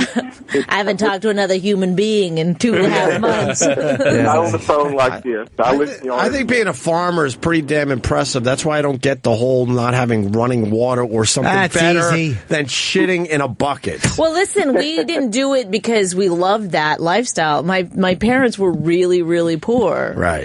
So that's why we lived like that. And then, yeah. I mean, it was something, if you, like, I'll give you an example. If you had a down cow, you didn't want to, just kill it and be wasteful. People utilized everything they had, used the land. Wow, you're panicking, bro. Sir, what's happening to you? He's having mini strokes. He just hung up. That wasn't us. I think he just completely panicked. he just was walking and not paying attention and fell into the well. Yeah, right into the McFarlane shit. I think he just wanted it all to go away, so he just hung up. That was not us. That's so funny. I don't know what his point was. I don't think we had a problem on our end. The point was he was really nervous and thought he had something to say. And realized, I'm gonna. So that's great. If we could get another farmer to call us, that would be great. Right. That's great. He just ended it. But they have those farmer ads, instead of J-Date, it's farmers for only. Farmers only or whatever. Yeah. Oh. It's so great because I don't know why it's real. It's so funny. Because of course a gal who grew up in Manhattan wouldn't understand what it's like to date a farmer, a man of the earth. Is that a good thing? What? To date a farmer, you think? Well, I mean, you either like that lifestyle or you don't. Exactly. I don't know. He made a good point about documentaries. Of course, everyone has their own. They're all slanted. They're all slanted, but I didn't know the first thing about raising beef for our consumption and what it's doing to the earth. So now it at least got me interested in the thing, and I'm going to try to get more sources and try to form my own opinion eventually. We had the guy that did the pharmaceutical documentary, and we got attacked on Twitter. Really? Yeah, that guy's full of fucking shit. What was his angle blah, blah, blah. on it? Well, I mean, the pharmaceutical industry is a pretty scary industry. They're running the country. They talk about the illegal... I'm saying shit I don't know anything about. But they talk about the illegal drugs in this country. How do you fight an ideology? No, I don't know. But people got mad, and this guy was just presenting, a point of view, and did a doc on the pharmaceutical industry and how we all in this country focus on the illegal drugs, but everyone's hooked on legal drugs. Right. And it seems to be a bit out of control, don't you think? Everyone seems to be addicted to some kind of pill in this country. Yes. I'm addicted to omega-3 fish oil pills. I'm addicted Those will to make you Cialis. shit like a motherfucker. That and Vitamin Code from Whole Foods. That's the ones I take. Vitamin Code. Vitamin Code. One a day for men. Oh, Daily. can you tell us other supplements that you're taking? This is fascinating. I got nothing. I've had nothing all morning, so I just come on, stop it. Vitamin talk. I take an iron. I take an aspirin for my blood pressure. Oh, good. You know, it's all kidding aside. But people were pissed when we were talking about illegal drugs. I don't know. I think a lot of people are taking a lot of shit they don't have to take. Yeah, I don't know. I've never taken any. I'm not a legal drug person. I'm an illegal drug person. Well, CVS, they have that automated. They give you a text like my prescription's ready. So I had a prescription for something. Midol? And thanks. Oh, you gotcha. Oh shit. Midol's over the counter. And oh my god. I just had to fire out a line. So I'm coming out. I'm just trying to talk. It's over the counter, Jim. And I got a refill for something I obviously don't need, but they're pushing me to go get my refill. And I couldn't even tell you what it was because they don't tell you through the text what prescriptions. I've gotten those too. Like we haven't heard from you in a while. But I don't need it. But I would assume a lot of people get that text and and they just like zombies go to the CVS and get that prescription filled. But I obviously don't need it anymore. Whatever it was. Better. Well, in that documentary, it said that we're the only country that advertises and markets prescriptions. No other countries do that. You just, if you're sick, your doctor will tell you take this. But we're the country that we market it to the consumer. Right. Are you Nobody sad? else does that. Have you been sad for 3 months? Yeah. Well, they're coming up with new diseases too. I completely believe that. Exactly. Restless leg syndrome. Well, Cutitis. What do you take for cutitis? I thought you said shoot-itis. What do you take for your cutitis? They just tell me to take pills and smile. But sometimes they make a pill and then they don't know what they're going to market it as. So this pill could work for this or this. So they actually have people that their job is to figure out where the best place to put this pill in the market. Well, Viagra is the famous one. That was, what was it for originally again? Keep your dick hard. Tooth whitening. Tooth whitening. Yes. Which technically, I guess, it's what was it for? Heart. Blood pressure. Yeah. Blood pressure, and then they realized, holy shit, this gets your dick hard. And they said, fuck that. Who gives a fuck about the heart? Right. We could sell a lot more of these if we market it for the penis. Yeah. But I only take it for my heart. But I don't know. I love a good Viagra. Yeah. Oh, your dick's all turgid. Yeah, you like the feeling. that's a real. You like the feeling down there? Yeah. My buddy Pat Finnegan, I said this last time, that's what he does. He doesn't take any pills. He just goes out and drinks and takes Viagra. But he doesn't fuck. He said if you fuck or you come, it's the high is off just all his blood rushing. He just likes walking around with a heart on? Every time you go out with him, he'll offer you a Viagra.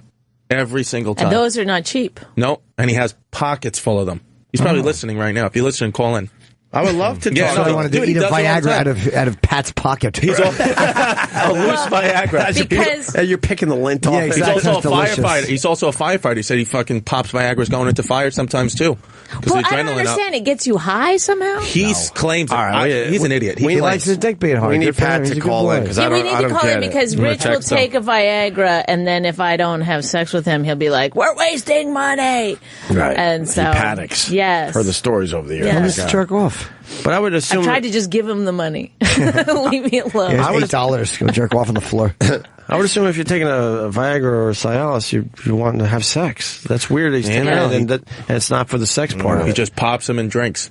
I mean, I'm sure he's had sex on them, but that's like his thing. But the hard-on could get really uncomfortable, man. Jesus. He says if you're not relieving that shit. Yeah. Well, it doesn't just give you a hard-on. You still have to be aroused for it to work. You do, right? but the arousal level is different. Isn't it pretty much anything almost? No, a little rub and you're good. No, but the things that should normally, it just makes you feel better about yourself.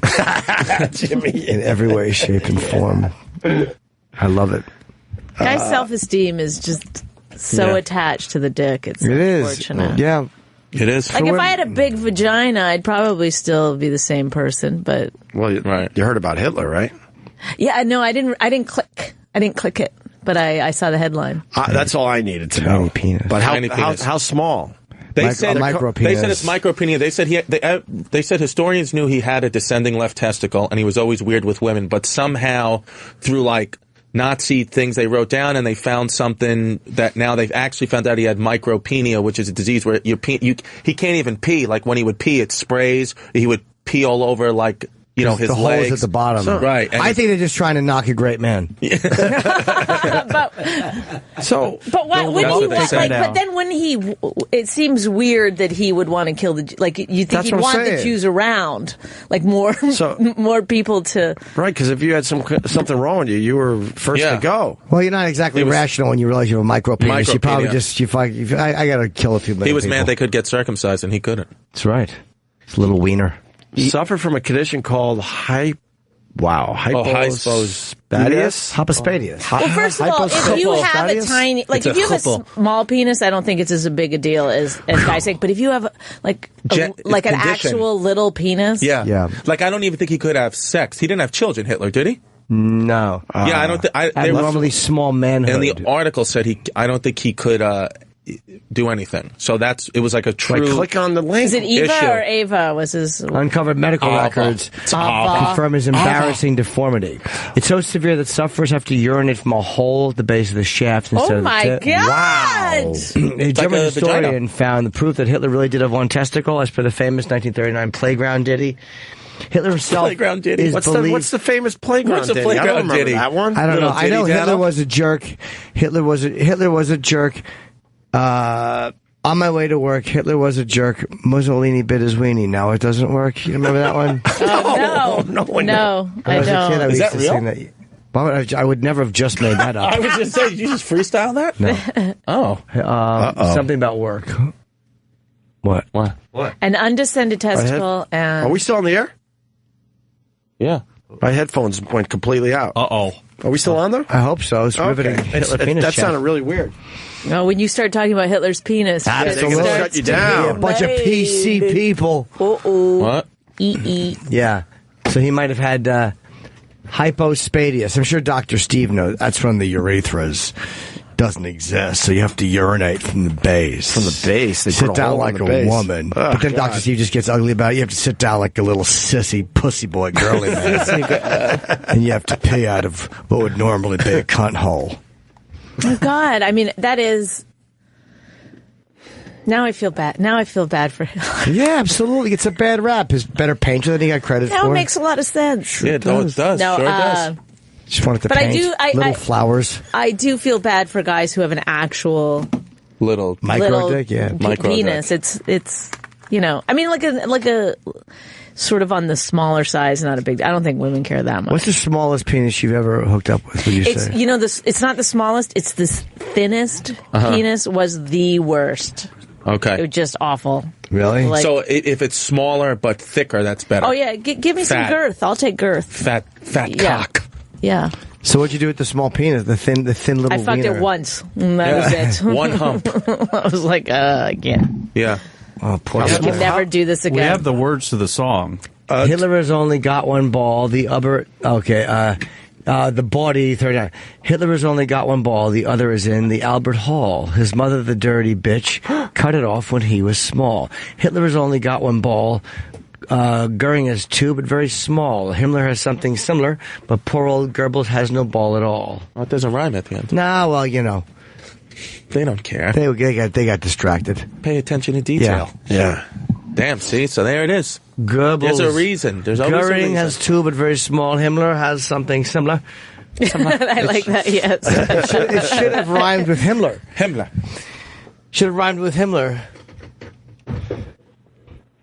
But you don't know the tune, so maybe I'm going to try to works. find it. And Yeah, this is please. 1939. This is before the shit even went down. Exactly. How No wonder would they got angry? Probably written by a couple of Jews. Hitler didn't like that rhyme. That's how it all began. He didn't know who wrote it, so he was just going to get them by process of elimination. I don't know what Jews wrote that, did he? But I'll fix their wagon. Who the fuck did he tell? It had to be his mom. Someone saw it in the locker room. Kids can be cruel. My God, they can be cruel. Yeah. Can you get me some headphones? This is weird. I have the music. They knocked it off. They knocked it off? Yeah, and somebody knocked off the power, so I got to find the power. Are we still on the air? Yep. Okay, that's good. Thank God, entertaining people. They'll just cut you up. That's happened before? It's 9:53, so we have... We should take a break anyway. Yeah, quick break and then Lita Ford. There's some very interesting things in her book. Yeah, something fucking popped and then... I thought it took us off the air, but it's just my headphones, I guess. All right, anyway, sorry. Yeah, Lita Ford has a lot of great stuff in that book. Yes. It's called Living Like a Runaway. It is out, I believe, today. Tuesday is book day for some reason. And a tremendous amount of signings and all that stuff, and we'll talk to her next. Sounds good. Yes. Stay there. Lita Ford. Who's this? Lita Ford. This is Lita Ford? It's new, though. You shouldn't know this I would yet. never know this one. All right. Rotten to the Core. Gene Simmons on bass. Oh, shit, Gene. Time Capsule album out April 15th. Travis was just telling me most of these songs were done in the 80s. Really? That's pretty cool. They've been laying around. Just laying that around. Distinct Lita Ford voice. She's got a book out called Living Like a Runaway, a memoir. Another memoir. Memoir. She just checked in, so she'll be up here in a minute or two. And we found Hitler has only got one ball. What? Kids trying to sing this song that we were referencing just before the break? Somebody put it to the tune, the playground tune. All right, let me hear this. Allegedly. Alleged. There you go. And there you have it. As we learned that Hitler had a very tiny one. We have to say we don't want to get sued by the estate of Adolf Hitler. Yes, exactly, Jimmy. And he had to pee out of the base of his shaft. Yeah. They put a little hole down there for him. Yeah, I sit down and urinate like a sissy boy. Like a little woman pissing out of that useless hole.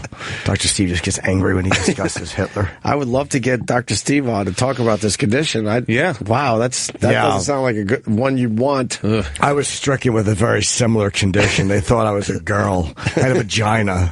A little slit at the base of the shaft. Oh. Yeah. Yeah.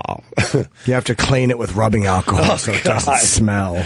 And get infected. Yeah, it gets infected. Right. Sometimes maggots will crawl into it. Oh, my God.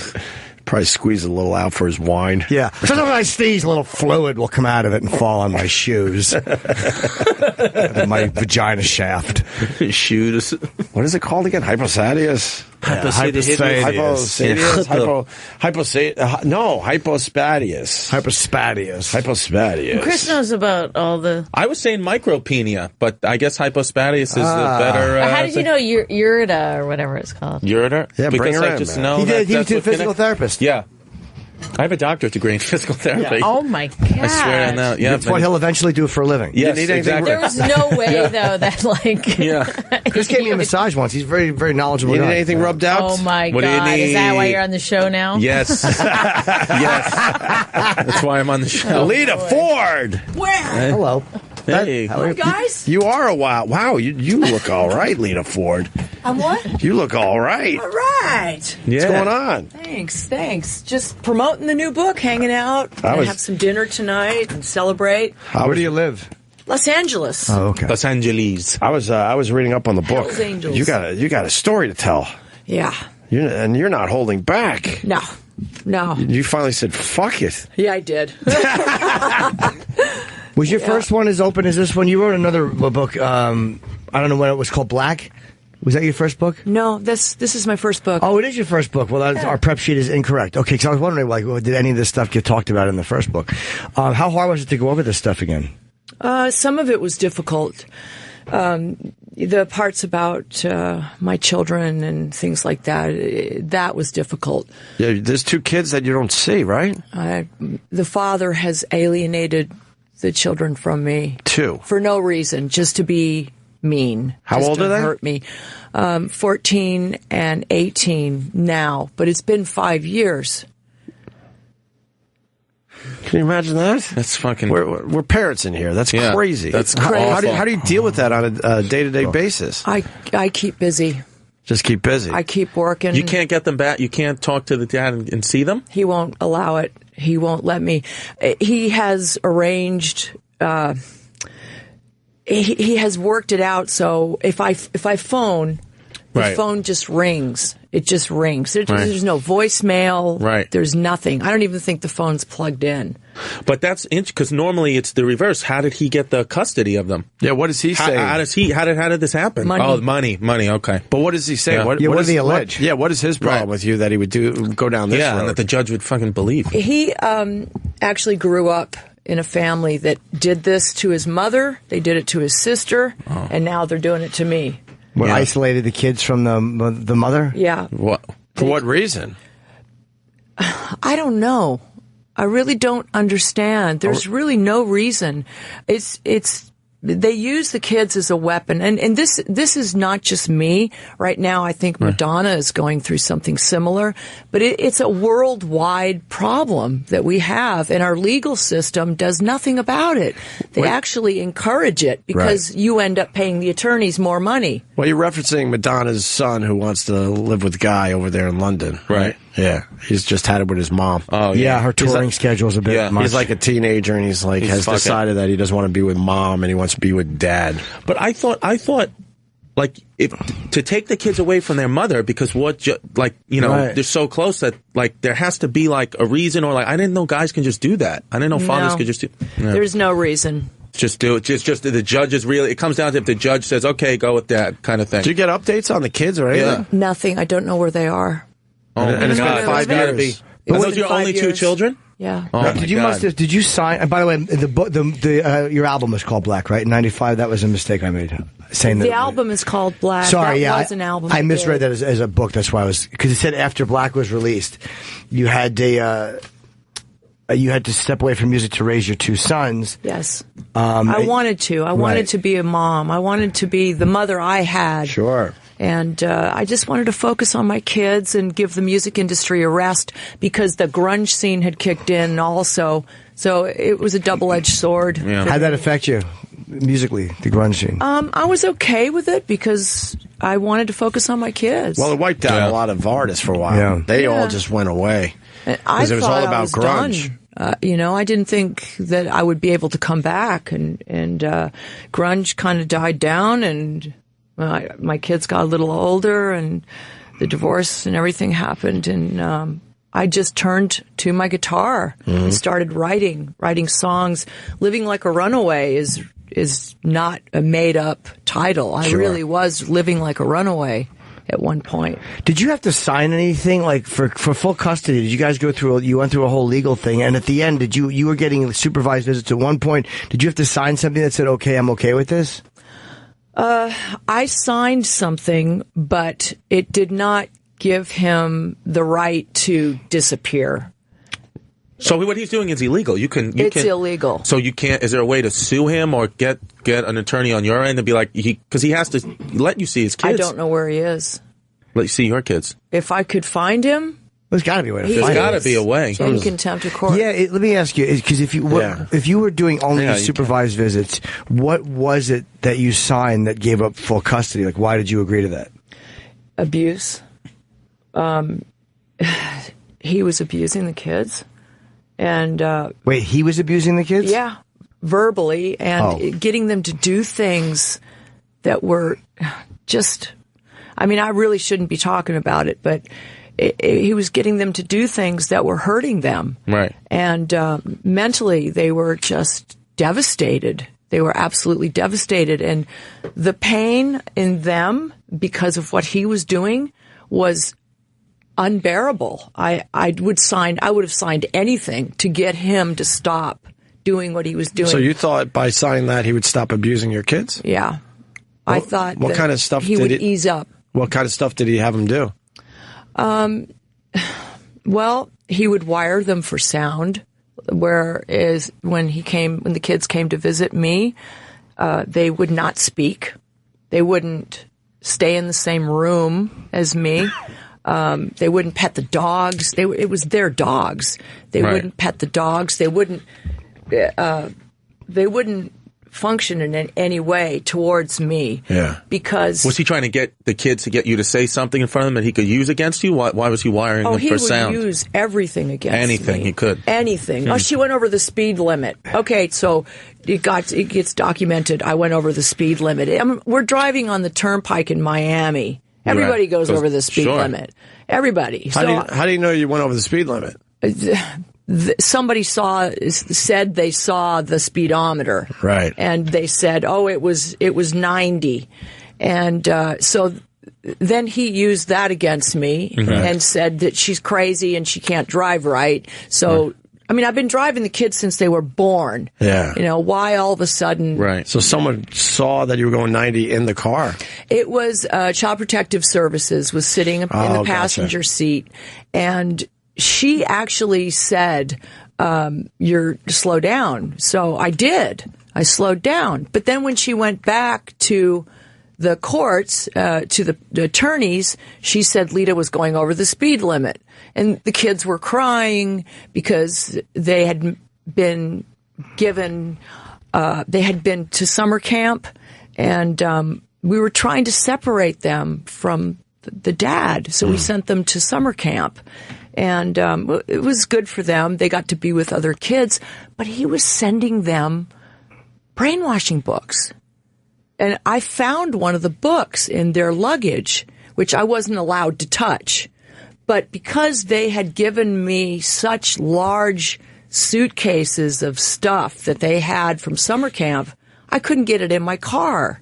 So I had to take the stuff out of the suitcases, put the stuff in the trunk, and get rid of the suitcases and leave them behind because they wouldn't fit in the car when I went to go pick them up. How big is a suitcase that it doesn't fit in a car? How small is a car? You're right. Yeah, that was my question. Fuel economy. Could you have a smart car? Jesus. No, it was a I've never seen a suitcase that big. I think you guys are missing the point. Oh, sorry, Bonnie. Well, yeah, Sorry, Bonnie. Lita, was there anything like, because something doesn't make sense, like that he was able to get away with this? Like, were you partying or something at one point and then you stopped? Or like, No, what was it that he could not. say that would, because you're a rock star, you're not an anonymous person. He would make up stuff all the time. He would just make up stuff and stop me in midstream of sentence and say, I mean, it's absolutely absurd. I could go on and on and on about the suitcase thing's absurd. That's crazy. It That's wasn't. crazy. It was a tub of what the kids had to take to summer camp. It wasn't a suitcase. It was like a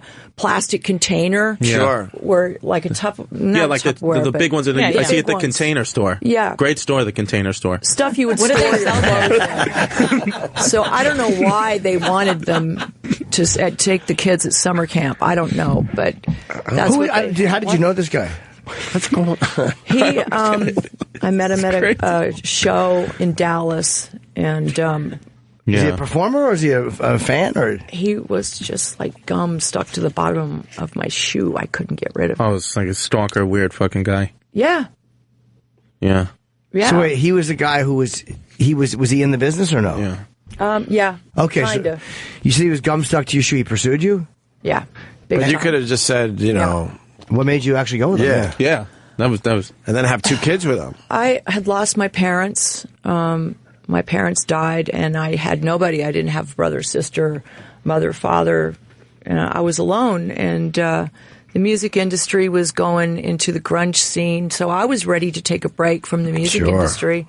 And when I met him, I kind of got talked into getting married, and I'm loyal, I'm faithful, I'm somebody who, I'm like a dog, and I'm actually, if you look up my horoscope, I'm the sign of the dog. Yeah.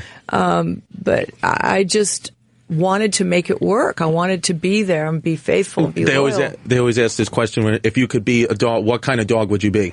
What kind of dog? Who asked that question? No one has ever asked that stupid question. If it was me, yeah, Saint Bernard. That's what the dog I'd be. Cool. How about Old Yeller? Yeah. Is that the only reason you asked, so you can tell your dog? Yeah, Saint Bernard. You didn't even want to know her answer. You just wanted to say you want to be a Saint Bernard. No, So did you fall in love with this guy for a little while, and then you realized the only thing they had to use against me in the end was that I went over the speed limit. Yeah. And what else? And the court took your kids away? And that's a hard thing to lose full custody. No, the court did not take my kids away. Oh, sorry. He did. He did. But I don't understand how he can't do, that's illegal. You can't do that. Yes, it is. It is illegal. So, there's got to be a way you can get your fucking kids back. Well, she signed full custody to him. Mm-hmm. Why were the visits supervised? How did he pull that off? It's very hard to get a mother to not be able to see her kids. What happened? Okay, let me explain this. And I really shouldn't be talking about it because it's not in the book. And We didn't want it in the book. HarperCollins just did not want that story. Did they not want it, or were they afraid of legal action against them, or they were afraid of getting sued? I see. So we should tell the story and get the details out there. Yeah, we don't know. Get them out. Again, because, and this way, you don't know if your if the father of your kid's friend or whomever is listening. Maybe they know where your kids are, and you can. We don't know the truth about it. Yeah. I mean, have no knowledge of it, but I do want to know what your take on it is. Yeah. Well, what was the question you asked me? I'm sorry. What kind of dog would you be if you could be a dog? Oh. You're ready to tell the real story, like what really is going on here. The story too that much to tell. It's just too much to tell. Don't look over there. No, don't look over there. Publicists are panicking. They're panicking. This is your side of it. No, it's just I can't tell you my story. You were ready to tell it, and then those other two in the other room were shutting you down. Well, the reality is, I mean, you lived a very let's be honest, you lived a very interesting life before that. I mean, did they use your past against you? I mean, you talk in the book about. All right, you got crabs, which I understand. I've had them 3 times. That's the only thing I ever got. Is it really? That's the only thing. Wow, that's good. I had chlamydia once. I don't know what that is. You probably got it from the same person. I got it. It was quick fix for a long time without knowing you have it. I had it, and I remember the doctor. I had piss. I said, "Oh, I'm peeing a lot, and sometimes it hurts." He said, "Good, pee in the cup." So I peed in the cup, and then when the doctor grabbed the cup, he was like, "How fucking your piss is scalding." That's exactly what he said. Your urine is scalding. He was like, "This is." He said your piss is scalding. Your urine is scalding. Because he said my pee was so hot, and then I just took 7. They gave me a shot and a shake. They called it. Gave me a shot in the arm, and you took a shake, and my chlamydia was gone in about a week. But your crabs you were talking about. How did you find out you had crabs? I just itched. I just itched. Yeah, it's cool. Yeah. Chlamydia is like a both. You have to shave everything. Yeah. Yeah, me too. I did. I got him 3 times. Really? 3 times? Wow. 3 times. Twice from the same girl. Yeah, you went back knowing the girl had him. Yeah, I remember that story. Did. I went back to prove my theory and get laid one more time. That's actually smart. That's true. He just wanted to make sure. Love is blind. Who gave him to you? Read the book. D.D. Ramone. Okay. Yeah, you got to say. Right? Yeah. I'm just showing I read the whole book. Yeah. You sure it was him? Oh, yeah. Did you tell him? Read the book. No. Yes, I did. You didn't. No. Or read Travis's prep sheet. I want to go back to the kids. That's the fascinating thing here. It's the meat and potatoes. Don't listen to those people over there. We got to find you your kids, and I think people listen to the show. I mean, if anybody knows where the kids are, where are Lita Ford's kids? I've never met Lita Ford before, but something is not right here. Something doesn't make sense. So we're trying to shake it loose a little bit. It absolutely makes sense. It's alienation. It's parental alienation. Yeah. But someone had it out for you, this guy, and it seems like he can't do it alone, so he had some powerful people that were able to help him out, too, it seems like. No. Yeah. No. Well, his father, and it's how he was raised. Right. Yeah. To do this. Does he have like a new wife now, a new life, and he's taking the kids? It's just him and the kids. Oh, man. And do you have an idea where they might be? No. Turks and Caicos? Hard to find. You hire a private investigator. Yeah. It makes me sad that she can't see her kids. Do you think they're in the U.S.? I don't know. You don't know. That's what I'm saying. Like, that's horrible. I know she lived in Turks and Caicos for a while. Yeah, so you maybe they're still down you there. read the whole book. I read the book. Opie. I can tell you what page that is on because I folded that one over. Yeah. I love Turks and Caicos. It's beautiful. Grace Bay Club? No, that's a different island. Oh, you were... We were on a deserted island. You were raising kids on a deserted island for a while? Why? Yeah. It was isolated and... Were you with Keith Richards, that island? Right next door. All right, see, I know the Turks and the Caicos. Yeah, right next door to Keith Richards, Cindy Crawford. There was a bunch of people. Let me think. You know Parrot Key? Where Parrot Key is? Sure. This is an island right next to Parrot Key. Okay. Not a lot of people live over there. Yeah, isolated is an odd way to... Very isolated. I didn't pick it. Oh, you didn't. So this guy has money. That's money. Yeah, she's nodding. That's a lot of money. Yeah. And you were engaged to Tony Iommi. Yes, it was. He's one of my favorite people. I know. I read that story in the book, and I'm like, oh boy, Jimmy's going to have a problem with this. No, Tony Iommi's one of his heroes. But again, and he didn't treat the Lita Ford that well. Yeah, there was some bad allegations. I mean, I have to acknowledge that. There was, but we had good times too. You did? Yeah. Did he really just turn around and punch you one day on a plane for no reason? Yeah. Jesus. What the fuck? Yeah. Why? It's crazy. I was flipped out. I was like, what the? Because I'd never experienced that before. What was going on before that? Like, were you arguing, or did you just wake up? No, there was 3 of us sitting on the plane, me and his keyboard player, and I don't know. I thought maybe he'd taken something for the flight because it was an overseas flight, and I thought maybe he took something that made him angry, and I was thinking maybe the drug wore off after a while. Maybe everything will be okay. But there was a pattern there because he choked you out once. I've read the book. Why are you giving me that look? Yeah, he choked you out and you were unconscious. Well, oh my god! At the very end, what the fuck? At the very end of our relationship, that's what happened. But in the beginning, it wasn't like that. For the first year, we got along great. Right. Was that the same? Always the way it is. Was that the same story where you woke up and he had a chair over your head and he was going to like hit you with the chair? What the fuck? And it had studs on the chair. It's a big leather chair. Big leather chair with the studs. And he he woke didn't, up he didn't hit you, though? No, she got out of the way just in time. Rolled out. Yeah, That's like a freaking scene out of a movie. Yeah, in the chair. No, Jesus Christ. It was a scene out of a movie. Was that the like? Makes my stories look like a child. Oh yeah, Bonnie wrote a book too. She has a book out as well today, and it's just a little bit different. Her story. A little different, yeah. It's about abortions in North Dakota. Just her life. Oh yeah. Well, there was a time where abortions were just being picketed like crazy. Yeah, they were picketing when I had to go in. Really? Yeah. Well, I went in. I was 16. Yeah. Just right before the Runaways, I went in and had an abortion by myself. My parents didn't know. Damn. You know, I was so scared. But I went into a huge medical center. It was a good facility. But I didn't know. I thought, what if I get a quack doctor? You know, you've been watching too many horror films. Right. Did you have someone drive you there at least, or did you have to drive yourself? Did you have to go on the bus? Did you have to drive yourself home after the abortion like someone else in the studio? Well, it really isn't a big deal. I mean, having an abortion? I think it is. No, if you get it in the beginning, it's really for a woman. It's birth control? You just they it's in and out. It's in and out. Was it a guy you dated? I didn't know about the pill. That expulses. I thought it was a pill you take. That's like the morning after pill. No, this is an abortion. An abortion pill. An abortion pill. Yeah, it's heavy duty. I don't know. I don't know that they had those back then. This was in the 70s. Sure. So I don't think they had the pills back then. Newer developments. How was the rest of the flight after the punch? Yeah. I went into area. Great. Did you have your seatbelt on? After the punch, it was fine. How was the turbulence? We drank champagne and the seat. There was. Did your ears pop? Yeah. They popped. Yeah. No. Of course they popped. I'm a little annoyed because they shut us down talking about the family, right? That's the stuff, though. That's crazy. But that's a long story. There's a lot of parents this show out is there. not long enough. Is any of that in the book about your family? Yeah, about there's the family children? stuff. Okay, yeah, cool. there is. All right. We could talk about Joan Jett. You guys... oh, God. Come on. It's in the book. Okay.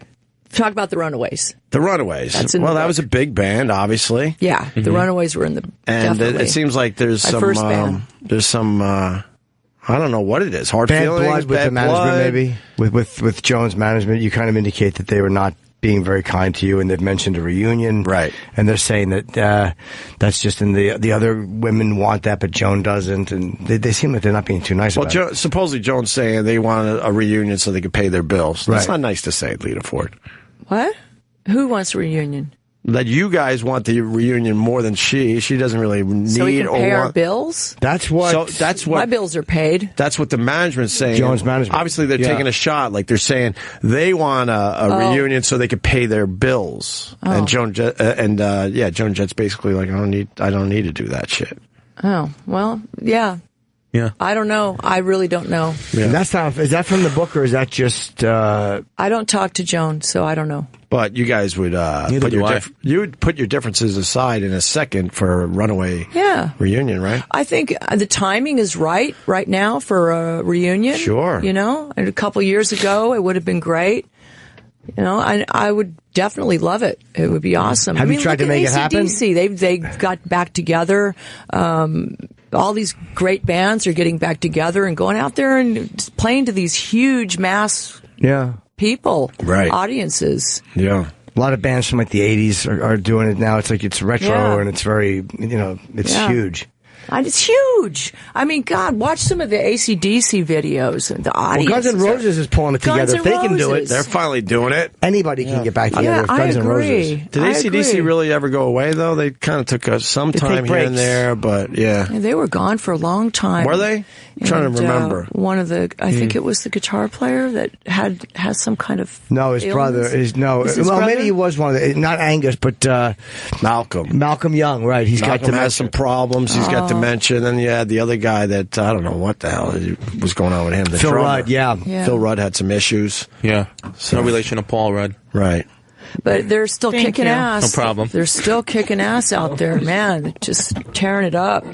This book has a lot of stories. You had an orgy with John Bon Jovi and what? Nice. Oh, please talk about and that. Sambora. Yeah. And Richie Sambora. Yeah, well, we sex, drugs, and rock and roll. Sure. Did you have sex with both of them together? That's pretty awesome. Yeah. Well, you Who had had a bigger penis? Yeah, that's going to be my question.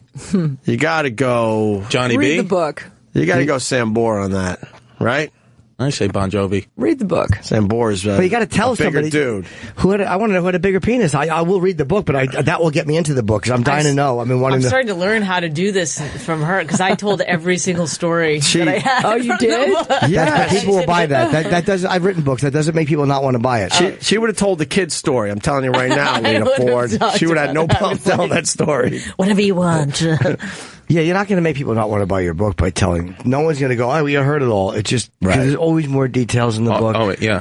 It's always better to go and read it, but you have to know a little bit about what you're going to It's like a trailer for a movie. You got to see some of it. Were you open up for Bon Jovi when that all went down? The threesome? No. This was years and years and years ago. This is before anybody was married. No, I think it was during his first, or just before his first single came out. I think John Bon Jovi married his high school sweetheart. He did, yeah. Yes, he did, right? Yeah. Uh-huh. Okay. Just asking. Yeah. Or putting that on the table. Yeah, and this was way before that. Right. It was a long time ago. This happens a lot. Like nobody was married at the time that this happened. Is it harder for you to talk about this stuff than it was to write it? Well, people take it out of context, like... an orgy's an orgy. Yeah. An orgy's an orgy, right? Well, how many people makes an orgy? Three is a threesome, right? I guess anything over two. Oh, is an orgy? I don't know. I mean, I guess a threesome. I always thought 3 was a threesome. Look it up. 4 becomes an orgy. 4 plus becomes an orgy. Yeah, and I've only had like 6 or 7 orgies. So what does Wikipedia say? Few orgies. I'm an expert. How many people make up an orgy? How many? Yes. I'd really like to know the answer. I don't know. But I mean, it wasn't like there's 20 people in the room. That's what I always think. Were all eating grapes and stuff like that. It was just Greek style Romans. Yeah. A Roman orgy. That's what that's called. The grapes. Well, the grapes come after, right? Because otherwise, during the orgy, your mouth is full. Yeah, and you don't want to have fruit. You can shit yourself. I think you start with the grapes. I think you start with the grapes. Get everyone comfortable. Are they an aphrodisiac? Who doesn't like a good grape? Do you use like natural deodorant or something? Me? Oh, because my armpit sweat? All the way through a hoodie. I know, again. Oh, we discussed that the last couple of weeks. Every time I come in, it's just really weird. Or is it just like the mention of an orgy? Just my armpits come. Well, he's a big guy. And people tweet at me. You're St. Bernard. Yeah, I know, exactly. I'm a St. Bernard. Yeah. They, I just don't want to use any types of these antiperspirants because they load up the toxins in your body. So I'd rather just sweat it out. It's me. I'm comfortable with me. I'm comfortable with. I have stories about my mom too, but I'm not ready to share yet. But I will. Well, my stories are all good about my mom. That's good. And my dad. Right. You also you list Eddie Van Halen, John Entwistle, and Richie Blackmore. You hooked up with some really talented people. Yeah. Richie was amazing. He was just an incredible human being. Did you date him, or just sleep with him, or did you actually have a relationship? No, relationship. I mean, as a friend, we knew each other. We toured together. We played together. We jammed together. He plays cello. He's really into white magic kind of Right. stuff that is just amazing, the stuff that he does. Did he have a big penis? Yeah. I don't know. I don't remember. I was going to ask a follow-up on the white magic, but... Well, if he did, it would be. There would be, yeah, the White Magic. That's his nickname. I just wanted to know between Bon Jovi and Sambora. Yes. Because for some reason I would guess Sambora is packing more than Bon Jovi. He's got the swagger. He's got the swagger. I would guess Bon Jovi. It's probably Bon Jovi. I think it's Even Bon though he's a Jovi. shorter guy. If you have a huge dick, you don't probably marry had a your huge- high school sweetheart. Huge dick. That's a great book. Oh no, he's got a Just Hitler say it. penis. Yes, Oh no. you hide that shit. Oh, Bonnie, you're right. Oh, Nobody that's with a very huge dick good. marries their high school sweetheart. You were married to that dude for a while before the whole thing went bad with the kids and stuff, huh? Yeah. We were married 16 years. 16 years. Yeah, it's kind of like the Tina Turner, Ike and Tina Turner. Physical abuse, you mean? A lot of turmoil. No. Food. Yes. Yay. Yeah. Thank you. Wait, so there was physical abuse? Because that was what Ike and Tina's story was. It was Oh, like was physical. it? Yeah. Yeah, you might not want to say that if there was no physical abuse. Yeah. If it was more mental. Wait yelling, till the screaming. other book comes out or the movie comes out. There's going to be a movie. Yeah. Yeah, the one guy I talked to yesterday on the phone, he was like, man, this was like Silence of the Lambs. You were like Jodie Foster, and they sent you in there because you were the chick, and she got brainwashed by Hannibal Lecter, and in the end, turned out to be his friend. Right. And she was the only one that knew where Hannibal Lecter went. Right. But nobody was eating people. On your Oh, what does that mean? No. Okay. No, because again, not a good comparison. Much like the Ike and Tina. Yeah. I know. It's just that then we're going Hannibal Lecter, so we got to just. No, now you're He implying did get crabs from Buffalo Bill. Where did that come from? That's why he had the lotion. He needed the Buffalo lotion. Bill, oh my God. So you had a crazy marriage, is I guess what you were trying to say there. I think I'm supposed to go to another. Bonnie's got to thing. go. Lita Please Ford's don't got to go. But can I just plug something Oh, it's really quick? 10:34. I'm Yes, sorry, because Vinny Brand is texting me. Please plug your dates. Oh, shut up, Vinny. At the Stress Factory. That's still 2 weeks First away. week in March. I know. All So I'm right. going to LA next at the end of the week, and then when I come back, I'm at the Stress Factory. But you can also buy my book. You're better than me. Yes, Bonnie McFarlane. Can't wait. Was very So open nice with to her meet interview you. and You're told a lot of leaving stories from the already? Don't book. leave. Loved it. Yeah, Even I've stories got- that she I- didn't I even have put in the another book. I Our love show, it. Bonnie our told show us. is ending. We end at 10:30. I'll be the only girl in here now. Now you're out too, You sweetie. can handle Seen these Jimmy. guys. They're pussies. Bonnie McFarlane's book, You're Better Than Me, and you got those signings. And Thank you guys so much. I really Oh, appreciate God, it. Nice to see you, luck, Bonnie. Bonnie. Good luck with the book. Good man. luck. And Nice to meet you. Nice to meet you. Lita Ford is. Bye-bye. Lita's book is called Living Like a Runaway, and she's doing signings if you want to meet Lita. Bonnie has one tonight at 7 p.m. Right. at the Strand on Broadway with Jim Gaffigan. It's like a discussion or a reading. And Lita's doing one tonight, Barnes & Noble in Tribeca, which is 97 Warren Street, 7 o'clock. And then tomorrow, Bookends, which I've been to in New Jersey, Ridgewood, which is a great bookstore, great independent bookstore. So if you want to go and meet Lita and get your book signed, feel free to do that. And she's looking for her kids. Yes, Yep. if you know anything about If you know that, children. get that. A lot of great pictures in this book, Lita Ford. Yeah, thank you. Very, very good. And, you know where I'm going to be. Go to jimnorton.com for my dates. Yes. New Jersey twice in 2 weeks, and then Indianapolis, Cleveland, and Grand Rapids. And Chris Distefano. Yep, I'll be at the Mohegan Sun in Connecticut this Thursday to Saturday, and then next weekend at Bananas Comedy Club in New Jersey. I'll be selling T-shirts.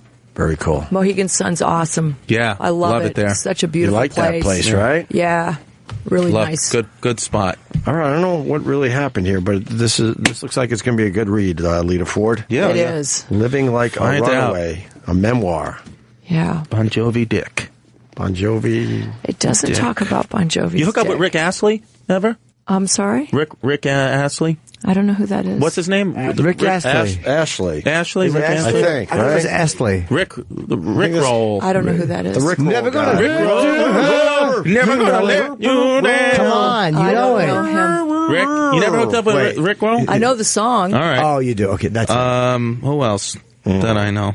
All right. I mean, You there's ever a hook up lot of with- good stuff in there, just not all Yeah. sex. No, Right. but that's... We didn't ask a lot of sex questions. It is interesting. Did you ever pull Ozzy's pod? Yeah. I see a nice picture of you and Ozzy. No, you I guys did not. You guys had a hit. We had a top 10 hit. With that Close Your Eyes. Yeah. Oh, here we go. But I was more, Sharon was my manager, so I was hanging out with Sharon more than Ozzy. You're not going to mess with that. No, of course not. Alice Cooper? You ever hook up with Alice Cooper? Sharon, sure. Never did. We love Sharon. Alice Cooper? I know him from Wayne's World. Alice Cooper's a good friend. Right. I see the picture with your boys in there. Yeah. I met Alice when I was a kid. I was like 16 when I first met Alice. My mother knew Alice. My father. Wow, really? Yeah. Yeah, but he would come to all the shows. My dad would go to all the rock shows, all the local ones. And then my mom started flying out after my father passed away. My mother would fly out to all the shows. That's where she met David Bowie. Oh, wow. Which was pretty cool. Yeah. Was she like a groupie type, or she just liked rock? Or no, she didn't want to be alone because my dad passed away with brain cancer. Oh, sorry to hear. Oh, sorry. So it's all in the book. But I took her to New York Awards show, and she hooked up with David Bowie for just about 30 minutes. They were talking, and I found her sitting on a sofa next to David Bowie.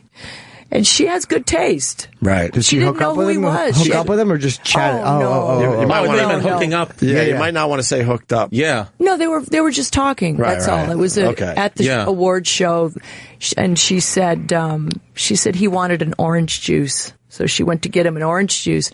And David Bowie reminded her of my father, because my father was this rather small British man with slicked back hair. And nicely dressed, and my dad was like that, and he had just passed, so I think she saw my father in David Bowie. So she probably talked to she probably bummed Bowie out.